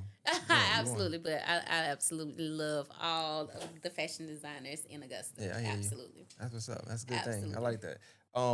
Yeah, and all right, so you started to do that at work, and you used that, I guess, to break ground, to kind of get your name out there, word of mouth. I never thought of entrepreneurship. Like I never thought of being self-employed. I was just kind of like forced. I had no choice. But why would you making these things? You just to do it. You was I love making my kids look different. So that was one of my my things. At the time, my daughters were on a dance line. You got two daughters? I have two daughters. Oh, okay. Okay. So my daughters was on the dance line. It's called Eye Candy Dance Team. So shout out to Eye Candy, of course. But they were on Eye Candy Dance Team, and I didn't like the fact that we looked like other people. Like when we go to perform or compete or just dance, we looked like everybody else. So I started playing around. My first job or self-imposed job for Eye Candy was I created like 30 tutus for Christmas. And it was a hit. Like everybody's like, "You made all these," and da da da da da. And so it was a big hit. And I still was working though. So But your name was ringing at this point, so you building your own following. Exactly. So I said, but it was hard. So when I first started doing it, it wasn't. People wasn't buying off of social media like how they do now. Like when we see stuff posted, we like, "Oh girl, how can I get that?" Da, You da, gotta da, fight da. for yourself back You then. get what I'm saying? Then people were so skeptical. So a lot of my business came in-house. It came from the dance team. It came from people that knew people who are affiliated with the dance team. So it was more of word of mouth, even though I tried it on social media. Right. Now my entire business operates off of social media. I've never had a website. My whole business has always operated off of Facebook. I've ran a whole 6-figure business through Facebook only. No website, no promotion, no sponsoring, no nothing, just merely showing my work and people referring me and liking what they see, liking that I'm a good person, liking that I'm a good businesswoman, and continue to do business with me throughout these years. But you felt strong enough about what you were doing to say, "Look." I did not. Okay, so I did not. But I know that your son with the accent that made you say, "Look, I'm not working for that." No, because he was fine. He was fine. What was My kids has always been active kids. So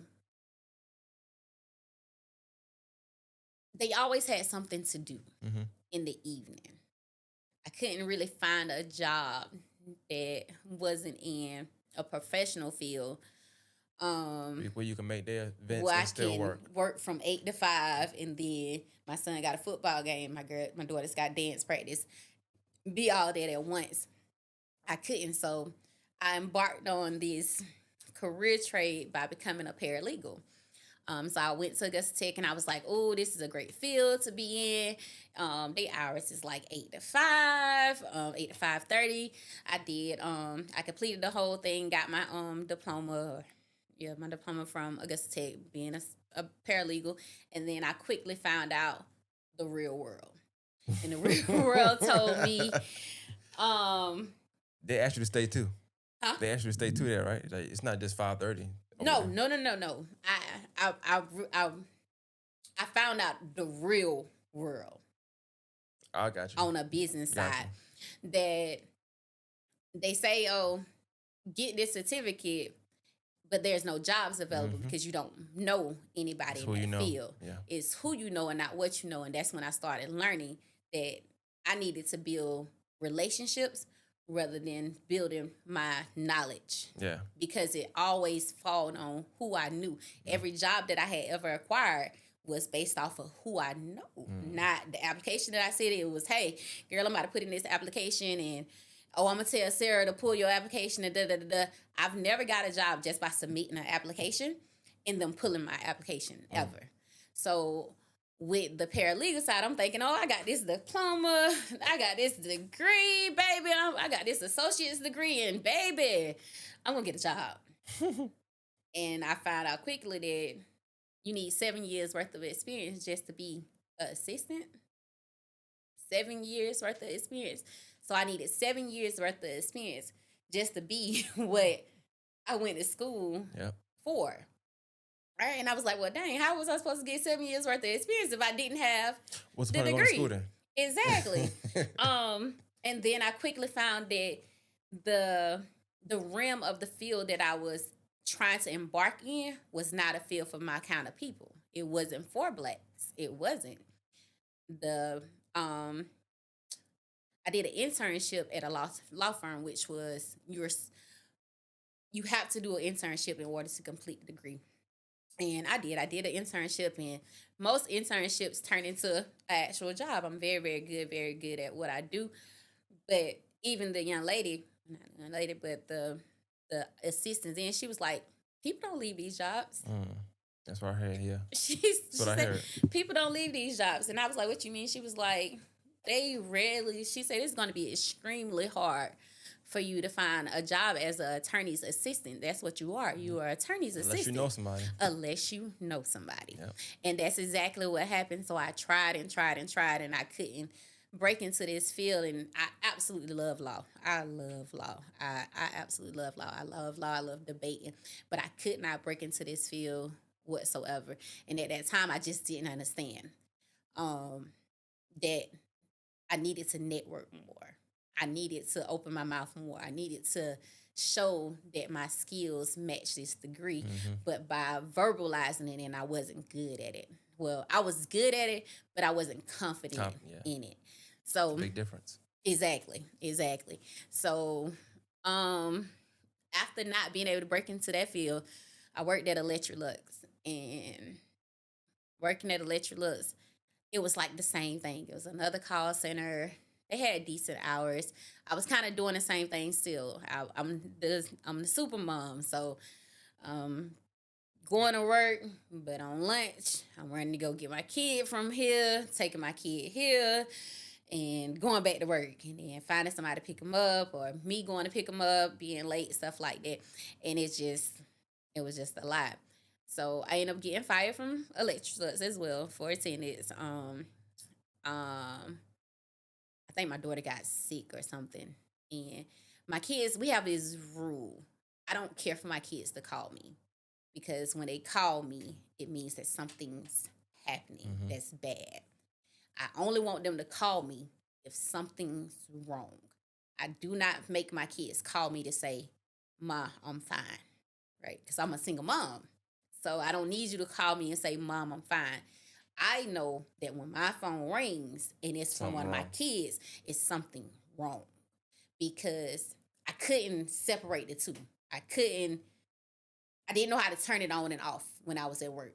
Once one of my kids called, it shuts down any productivity that I may have had for the day because I'm worried, I'm concerned, and it could have been nothing to them, but Hmm. it's something to me anytime I see them calling.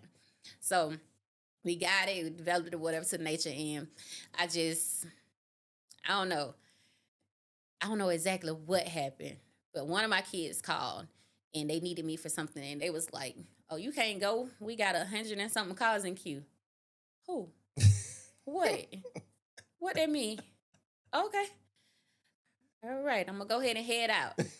Tell I think I was working for a temp service at the time, and it was like, yeah, tell them I won't be back. Mm. I want to be back, and it wasn't for people that jump into entrepreneurship. It was not, oh, I knew that I was going to be an entrepreneur. I never knew I was going to be an entrepreneur. But Never. and it wasn't also you just stopped working and you just started doing your own thing. Absolutely. You had jobs in I between. already had jobs in between, and I just decided to devote my time fully to my craft. I ain't gonna try and rile you up, but and that made me think about that post. When Reggie had posted that thing one time about you're not a real entrepreneur if you got a job or something like that. Did you understand? Did you feel that? Like, did you feel totally different than what he was saying? You understood what he was saying? I understand what he's saying because it's a difference to have security and to not have Right, security. right, right, right. Right. And not, I wouldn't say you're not a real entrepreneur because my definition of an entrepreneur is just someone who created a job for themselves.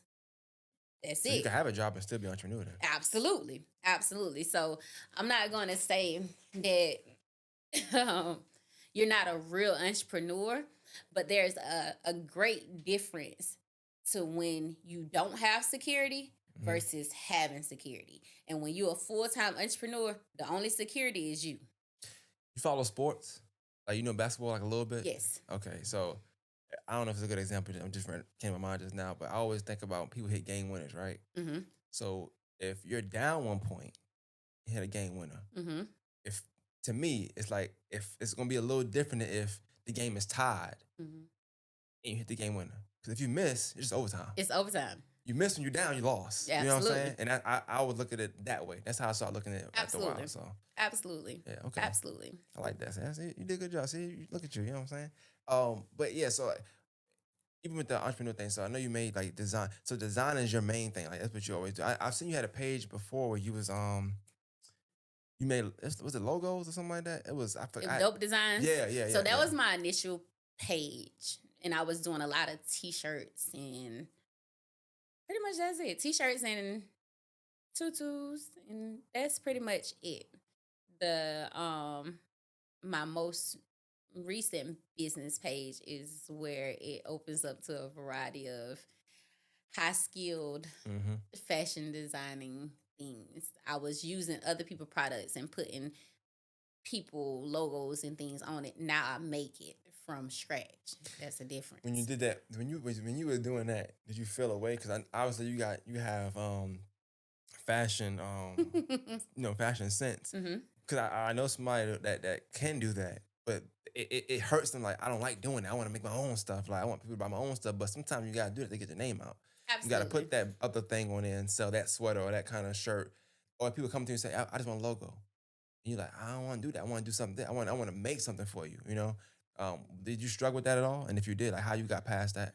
I haven't because the industry itself is tricky. So you just have to go with the market and the flow of Mm. what's going on at the time. So you do get a lot of people asking you to pretty much put their image on somebody else's brand and them not understanding that you're not a fashion designer. You're not, that's not yours. That's Yeah. somebody else's. You just threw your logo on it. That's not yours. What's yours is contacting a manufacturer, contacting somebody like me, going to pick out your own fabrics, pick out your own materials, and drawing your outlines of how you want X, Y, and Z, or having a production team that says, okay, this is this look, this is this look, this is this look. We're going to use this fabric for this fabric for this. We're going to pick out these shoestrings, this waistband. Uh, it's a multitude of different things that goes into building your own custom clothing line. Mm. Everybody has a custom clothing line, but it's not yours if it's attached to somebody else's brand. So we use Gildan t-shirts for example, which is everybody has Gildan t-shirts, but they have their brand on it. Mm-hmm. That's not your custom clothing line. That is merch. That's it. That's all it is. It's merchandise. That's all it is. Something you selling. It's something you selling. That's it.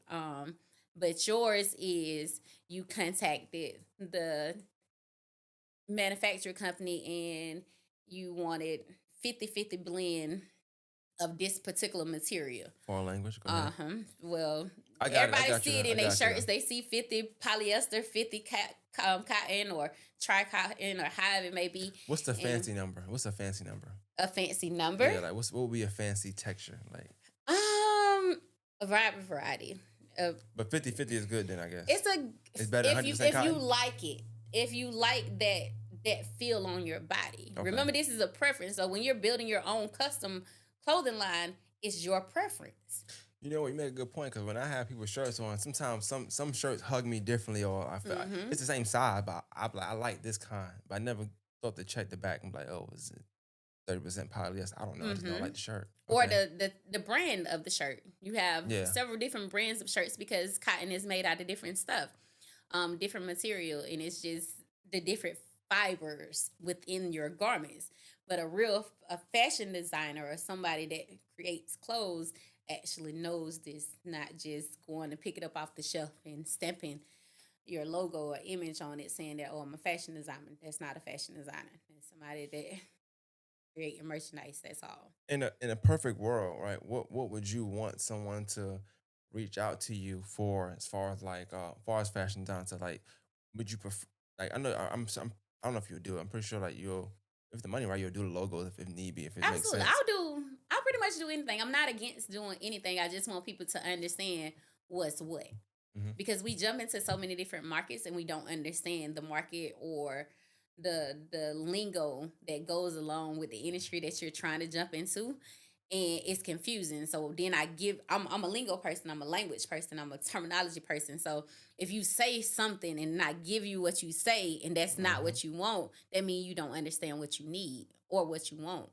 So in a perfect world, I prefer people to come in with their concept, their color, and their inspirations and say freestyle. Okay. Right? Because you don't understand that, your inspiration picture, that's not your body type. Right? Your body type looks totally different, so that garment is going to look totally different on you than what it looks like on your inspirational picture. Gotcha. And a lot of people just don't understand that body types play a major role in what you put on your body. You had, I want to not read nothing crazy yet. I want to just read something you said about the entrepreneurship. And I shared it one day. And you might have talking about something specific. I can't remember what it was verbatim, but it says being a part of the Black culture of entrepreneurs, we need to get some business mentors, because the way some of us handle business is unacceptable. Accountability, we like that, but we want to charge top dollar for services that don't add up. Absolutely. Kind of dive into that a little bit. Just to understand behind that. I believe a lot of us jumped into entrepreneurship during, a lot of us Black people jumped into entrepreneurship during the COVID era. And there's a difference between being an entrepreneur and being a hustler. Mm-hmm. And a lot of people have the hustler mentality, and hustler mentality doesn't come with business ethics. It just doesn't. You're just That's a good point. There for the next dollar. So you don't care about customer service. But customer service is what keeps longevity in your business. So if you don't care about customer service, you don't care about longevity in your business. Therefore, you don't care about what you're selling or producing or what's a part of you. For me, my name means everything to me. and before I let someone tarnish my name, I'll give you a refund. Mm. I'll solve the Mm. problem. I'm going to try my hardest to make it right. Nah, granted, everybody's not easy to please, but one thing for certain, two things for sure about our culture, we just want our money back. That's it. So I'm gonna Refund. give us our money back, and that's going to kill it, right? Except for those who like to get over on others, and you recognize that, and I take the hit for that too. If it's somebody that I know that's trying to get over on me, I may very well decline their refund because there's no legitimate reason Yeah. behind it. And I run into a lot of those that as well. But as far as like the business mentors, a lot of us do not have business etiquette. We don't know how to handle business. Mm-hmm. And I've never been one of those people that the customer is always right, but how you treat your customer means everything, right? If you treat, love, and value your customer, yeah, they gonna keep coming back. Yeah. Even if you have a disagreement, they'll allow you to fix the issue. Yeah, and I guess sometimes too in that field or just with customers anyway. I mean the same thing I do. It's not about them being right per se, about them not feeling wrong sometimes, and that's those are two different things. You know, you can make them feel wrong, and it's like now it comes up as disrespectful, rude, and stuff Absolutely. like that. So, you said this too. You said set achievable goals for yourself and celebrate your progress along the way. Even small steps in the right direction can help build momentum and boost your confidence. I don't remember me saying that. I got a Absolutely. bunch of stuff. Okay, Absolutely. when I say I was my podcast, I mean I go I'm going back in my notes. I got a bunch of stuff from everybody. I just want to get on at some point. So some stuff I ain't gonna get into because it don't fit with this episode. But I think that thought process, like, what's your mindset when you post things like that? Is it you're winning at something, so you kind of like just making sure that other entrepreneurs out there is It's a staying pace. pushing or It's a pace. Entrepreneurship is a pace, and you set your own pace.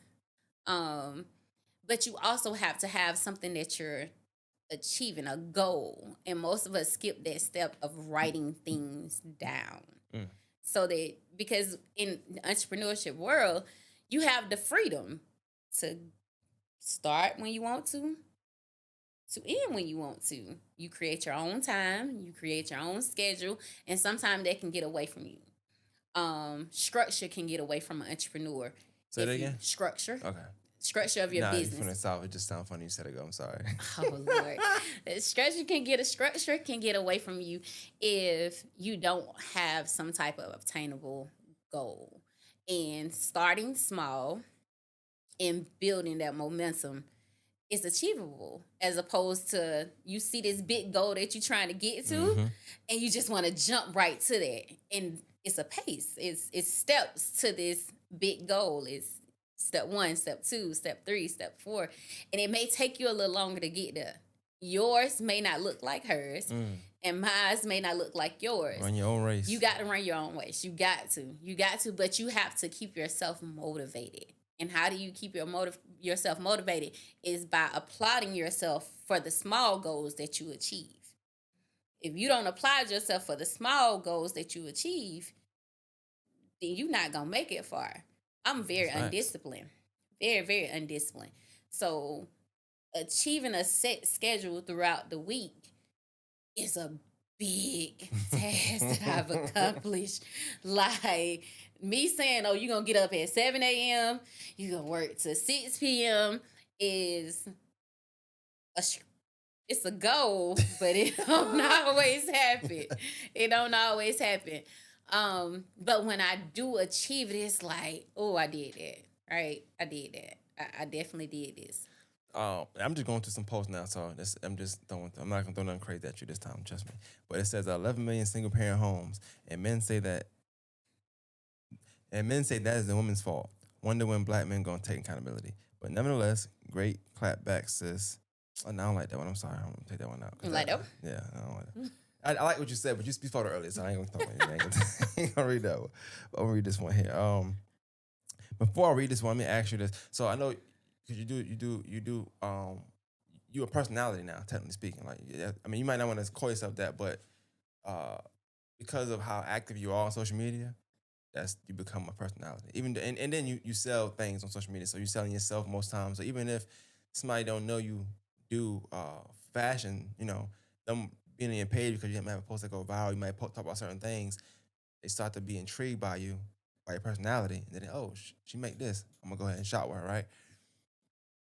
I think one of the things I like that you do, it's funny to me, of course, but I like it. It's that I'm pretty sure it's therapeutic.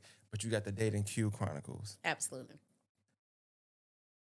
What what led you to start doing that? What was the first like not what led you, that's obvious what led you, but like what made you start to post things like that? And then are people that date you, are they scared now that they're gonna be in They are. the They Q are. They are. Chronicles? That's a great question. So the dating Q Chronicles came from just the mere fact. So I'm 35, and out of all my years of being a woman, I've never dated. I never dated multiple people at one time. I've never dated men. Mm-hmm. Like just to get to know the man, Gotcha. right?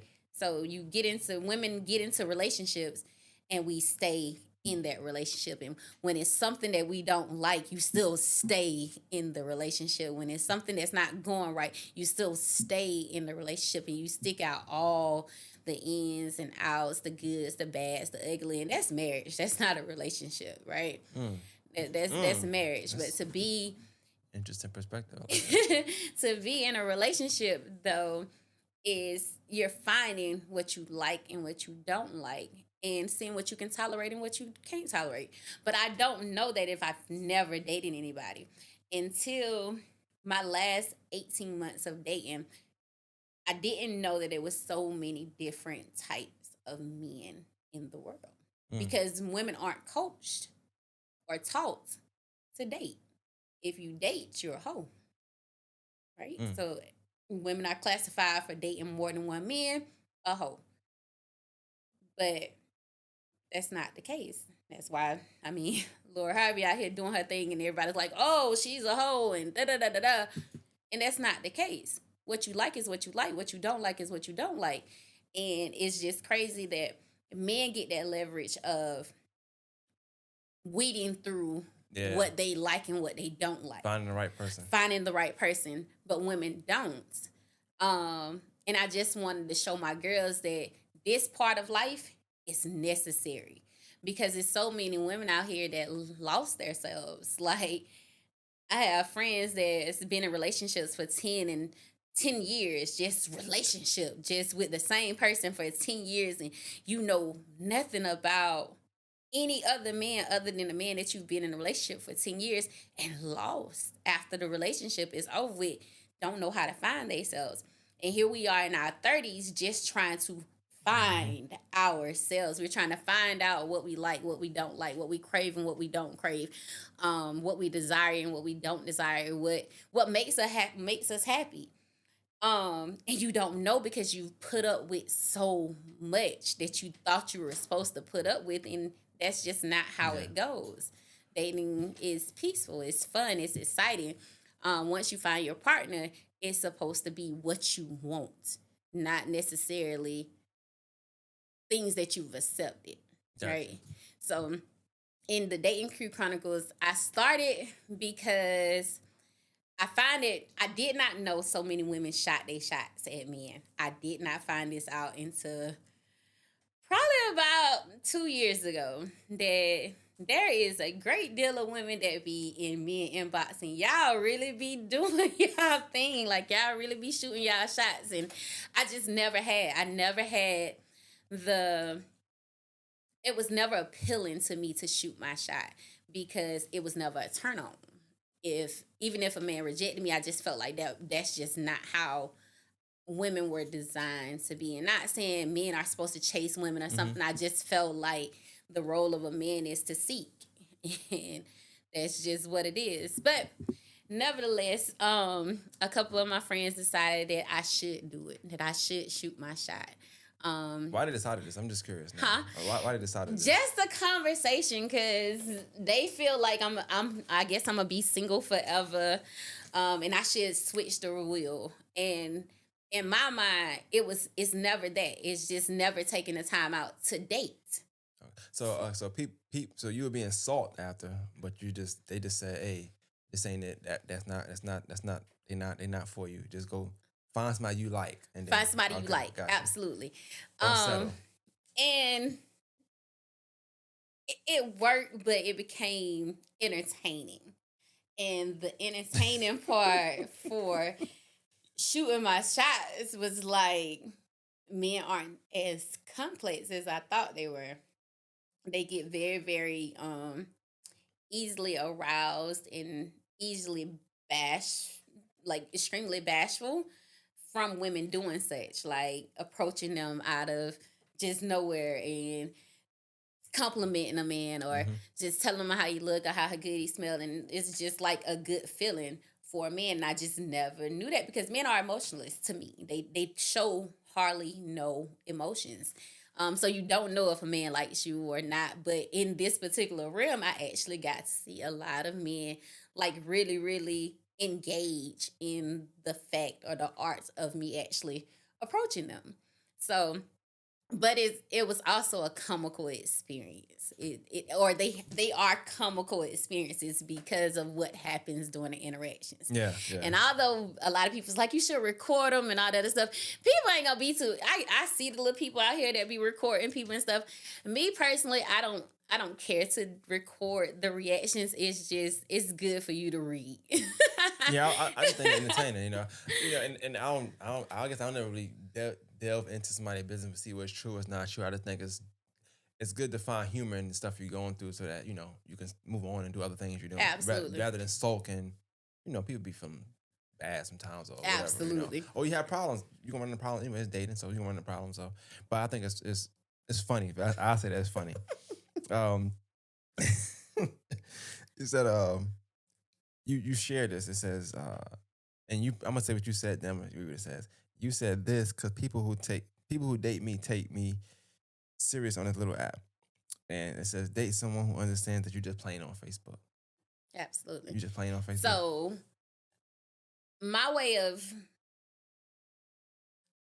how I take Facebook and how other people take Facebook is not the same. So you have to get to know the person in order to understand how they take Facebook. Some people take Facebook extremely serious. Everything that somebody posts, say, do, all that, they're bothered by it. I'm not bothered by none of it. I use Facebook as a business tool. And I've been using Facebook as a business tool since they created it since 2009. And I will continue to do something. And I understand that in order for you to thrive and for my business to stay afloat on Facebook, you got to be engaged on Facebook. Not necessarily taking every single thing that I post to heart and saying, "Oh, that's her character," because truly, you don't know. You don't know, like the variety of different stuff that I share or like or would confuse you. Like, oh, what is wrong? Like, Yeah. who is she?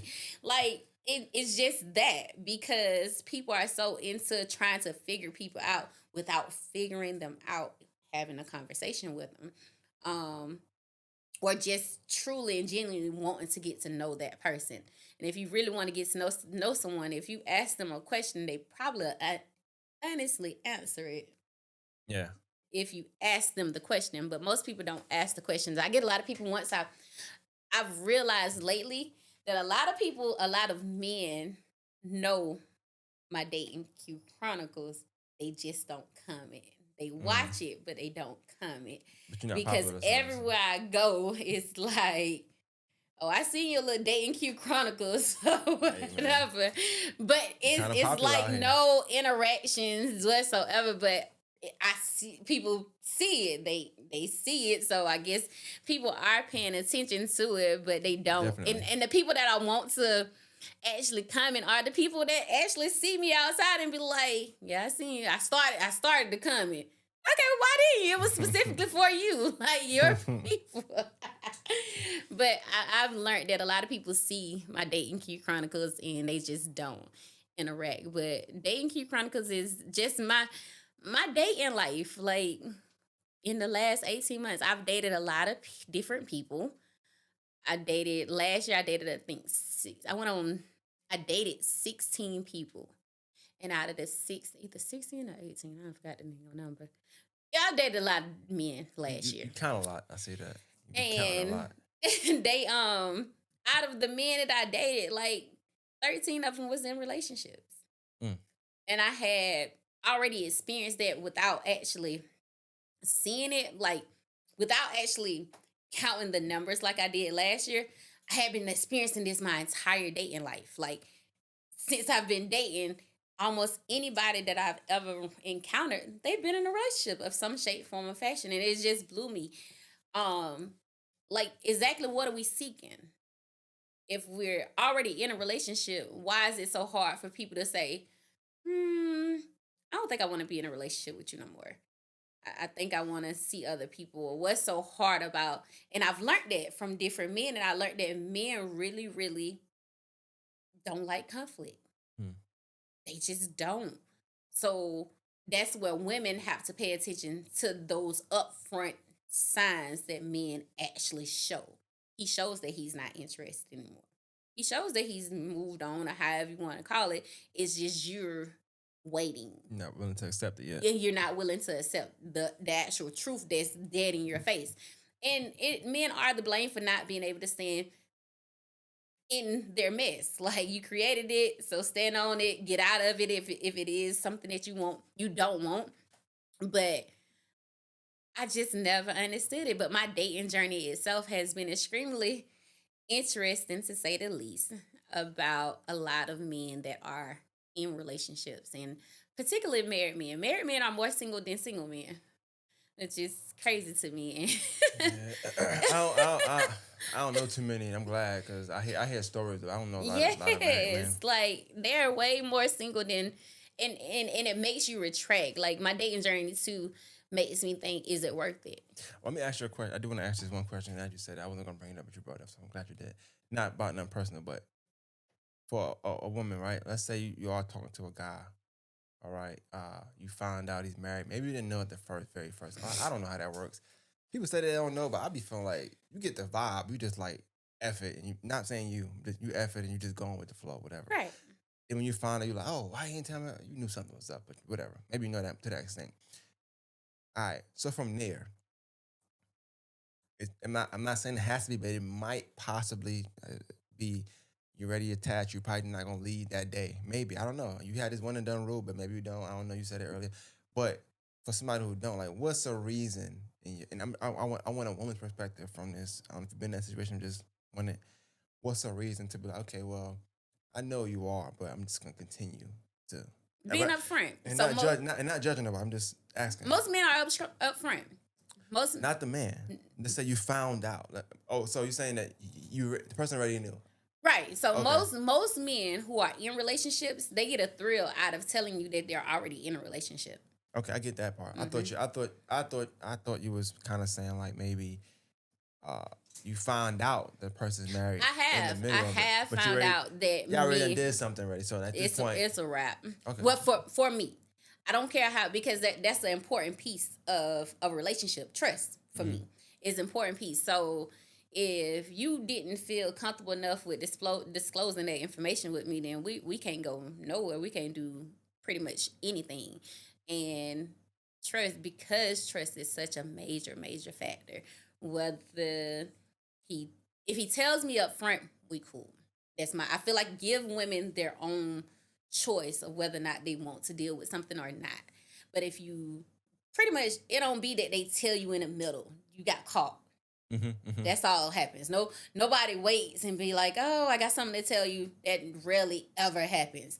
It's you got caught. And because you got caught, what are you going to do? Not that anybody needs it, of course, for me, but when I think about when I hear stories like that, I always feel like I just respect. Like I said, nobody needs it from you. I respect it more when if for some reason if I hear that the person knew already and they just signed up, I'm gonna do it, whatever. I could, but I feel like when you find out afterwards or whatever, and then you continue to do so, and then You're part of the problem. yeah, because now you're mad because Yep. no, When you were you part shoulda of the stopped. problem, you should have Yeah. stopped. Absolutely. Absolutely. And most times, multiple times when you could have stopped, you just chose not You to. just chose not You to. thought you probably could get him to come up. You thought that you can change his thinking. He wasn't and leaving. the reason why you couldn't change it is because he was never leaving in the first place. That's why he Exactly. shared the information with you, or Exactly. allowed you to Exactly. allow himself to get caught, so that he can put you in a vulnerable state of whether or not he needed to deal with it or not. I mean, whether or not you would deal with it or not. Exactly. Because people teach people how to treat people. He taught you Yep. how. To accept it. Absolutely. All right, this is the last one. All right, it says, and you spoke about it earlier, but I want you. I'm making clips. I'm making clips at the end, so I want to kind of put something together. But it says a little girl slash woman need to live their own life before bringing in another life in this world. It's so necessary to discover you first, to live for you first. Stop being trapped by men slash boys who are not ready for responsibilities. A lot of times, women lose their self in motherhood. Mm. A lot of women lose themselves in motherhood. And it's only because they didn't discover who they were first. But they were never told or taught that figure you out first. You're bred to, or you're coached to be a wife or be a girlfriend or be da da da da for the man, but never be you, right? Find out who you are. What are your Right. desires? What do you love? What do you enjoy? Even when you become a mom, you're serving. You're always serving someone else, but never serving yourself. So, my whole gist behind telling women and girls to focus on them first is because once you become a mom, or once you have a life inside you, it's always just you and that life. That's it. A man isn't obligated to stay because he impregnated you or because he created life with you. Mm. And we see it every day, but we still keep making the same mistake as women. We see that it's just you and the baby consistently. We look around, we see it with our moms, our aunts, our grandparents, our grandmothers, friends of friends. Everywhere around you shows this signal of it's just the woman and the child. It's not the woman, the child, and the man. Mm-hmm. And then this dog fight that women have to do to bring men to take care of something they help conceive. And we see it time and time again. We hear the stories. We're talking amongst each other and we sharing each other's stories, and we got similar stories, and we don't know each other. We're not from the same area. We're not from the same lights of the world. And we all share these commonalities when it comes down to being a mother and having kids. And it's just you and your kids. And then you're lost. And when women scream for help, they be like, especially mothers, especially black women, when they say, I'm tired, or I'm exhausted and I can't do this, people like, girl, you're going to be fine. You're going to get through this. Instead of receiving, she needs help. She's asking for help. She's really looking and seeking for help. I remember a time when I asked my kid's father, I just need to reset. So men get a reset and they can do whatever. Women rarely get a reset. I needed a reset. I needed to refocus my life. I needed to repurpose my life. I needed to restructure my life. And I needed a break. In order for me to do that, I couldn't have my kids because I needed to go tunnel vision for about 6 months straight just so I could get on the right track to myself, to be the best version of myself to them. Mm-hmm. And you can express this to people. And as the mom, oh, them your kids, right? Handle that, pretty much, or take care of that, but never any help. But we all talk about this village, like everybody needs a village to assist in raising kids, and it's a very, very true statement. It's extremely true. Women get exhausted. They get tired. I wonder why women are spazzing out or have anger problems or always angry or mad or upset. They're exhausted. They're tired. They need a break. They need help. They need it was not, you were not designed to do it by yourself, but you're carrying all the weight by yourself. You're being a provider, the protector, you're being the homemaker, you're being the doctor, the caretaker, you're being all of this in one, and you never get a break. Ever. But if women stop and start focusing on them, and this is out the gate. I tell my daughters all the time, one of the things that would upset me the most or make me most disappointed in them is by bringing in a child before they're ready, before they know who they are, before they've discovered and found them, right? Because when you're whole, everything around you is going to be whole. So if you know exactly who you are when you come into this world, or when you bring life into this world, if you already have a solid foundation and a knowledge of who you are as a woman, nothing can destroy you or break you. If a man did exit your life and you have child, you're not going to feel as broken as you feel when you're not together.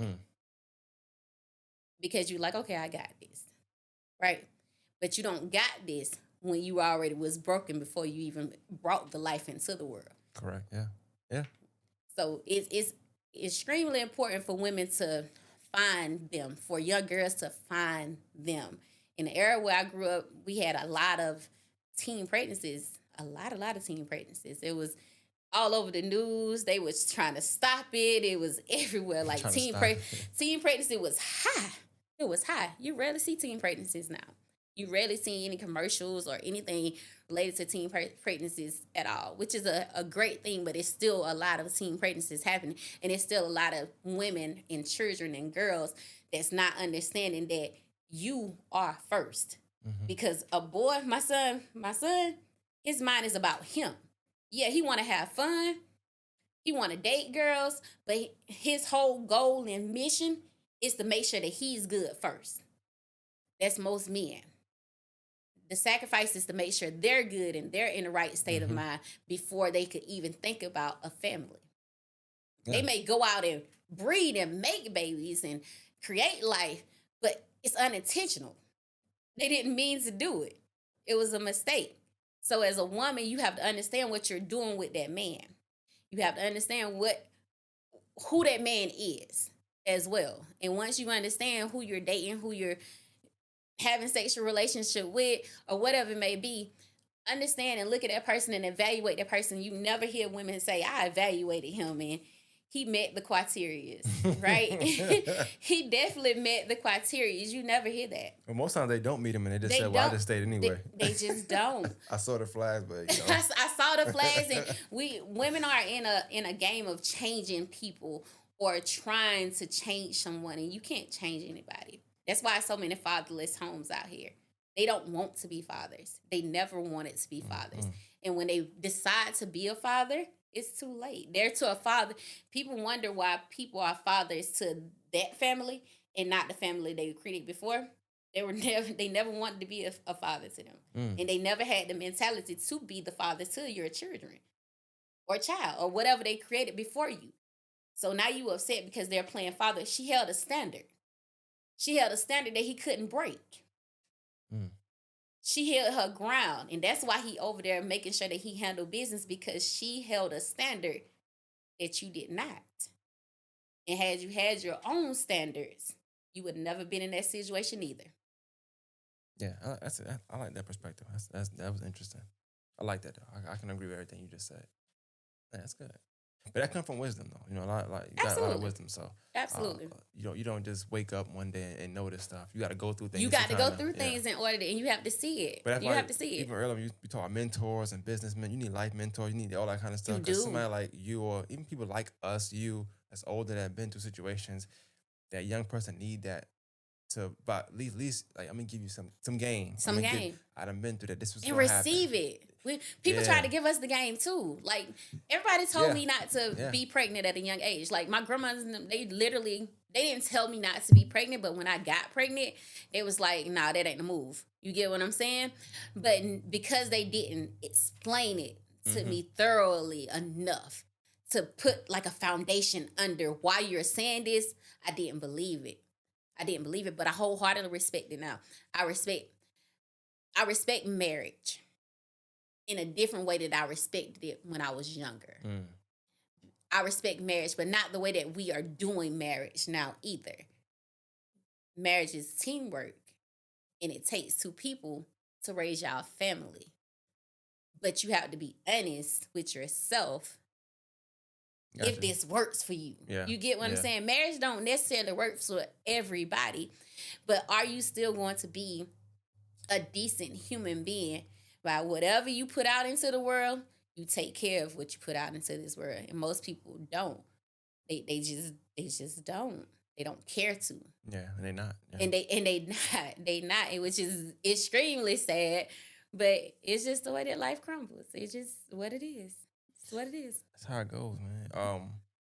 Yeah, like I said, I like. See, it wasn't bad. You thought I was gonna try to get you there. That's what you thought I was gonna come in here and get you. I ain't like that. I know I joke a lot on social media, but when I take it seriously for real. So like, I have joking episodes where I'll do that. We just repost and stuff, but it's more like we just debating, joking, making clips for fun.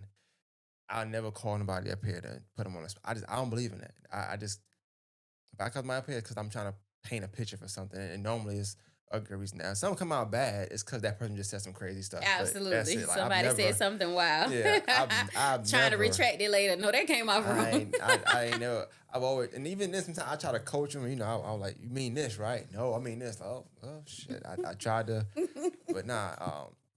Yeah. When I my thoughts of having it's another person too. I don't know. Devon, Cadell. I don't know. Cadell. I guess his name. Yeah, Cadell. he cooked. Yeah.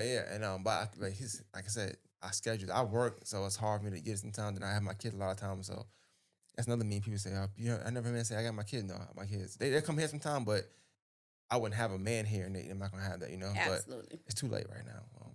But yeah, I'm gonna try to get him on too, and it's gonna be like half and half, half what you do, and then some social media stuff. Nothing too deep because I, I feel like if you mix the two, like some posts you have or that I know I've got that I want to talk, I want to talk about here because we talk about entrepreneurship and motherhood and stuff. It don't align with that stuff. Absolutely. So the message would be all over the place, and I'm not. That's not what I want to do.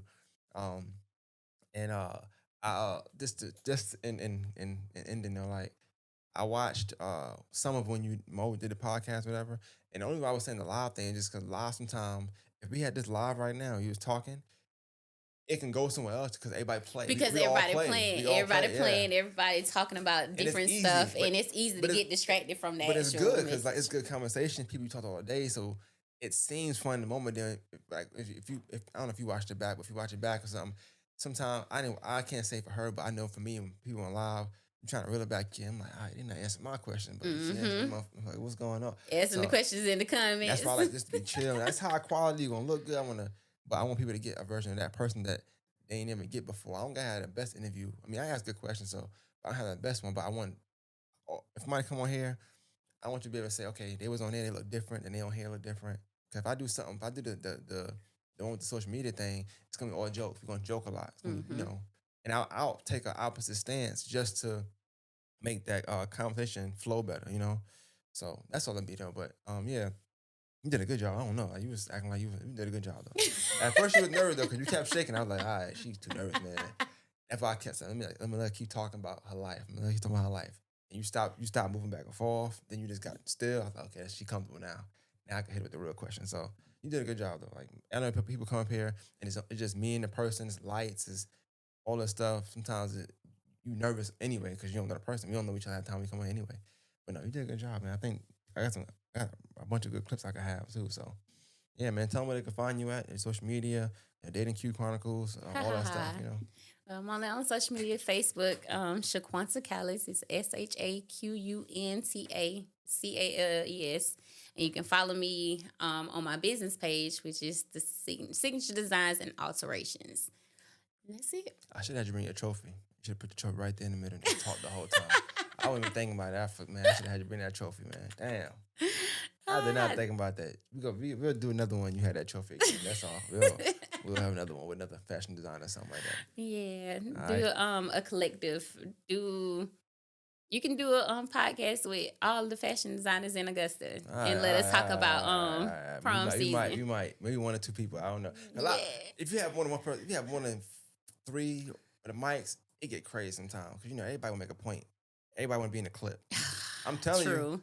True. See, today was cool because you could talk, I could talk, so it's like it's perfect. True. But sometimes, man, especially that one person that like just feel like they better than everybody. Yeah. Oh my god. Yeah. Damn, that you talk, you can't get a word Can't get off. a word in. They always right about it. But they getting louder. It's like, bro, we all on the same microphone. It's fine. Don't get louder.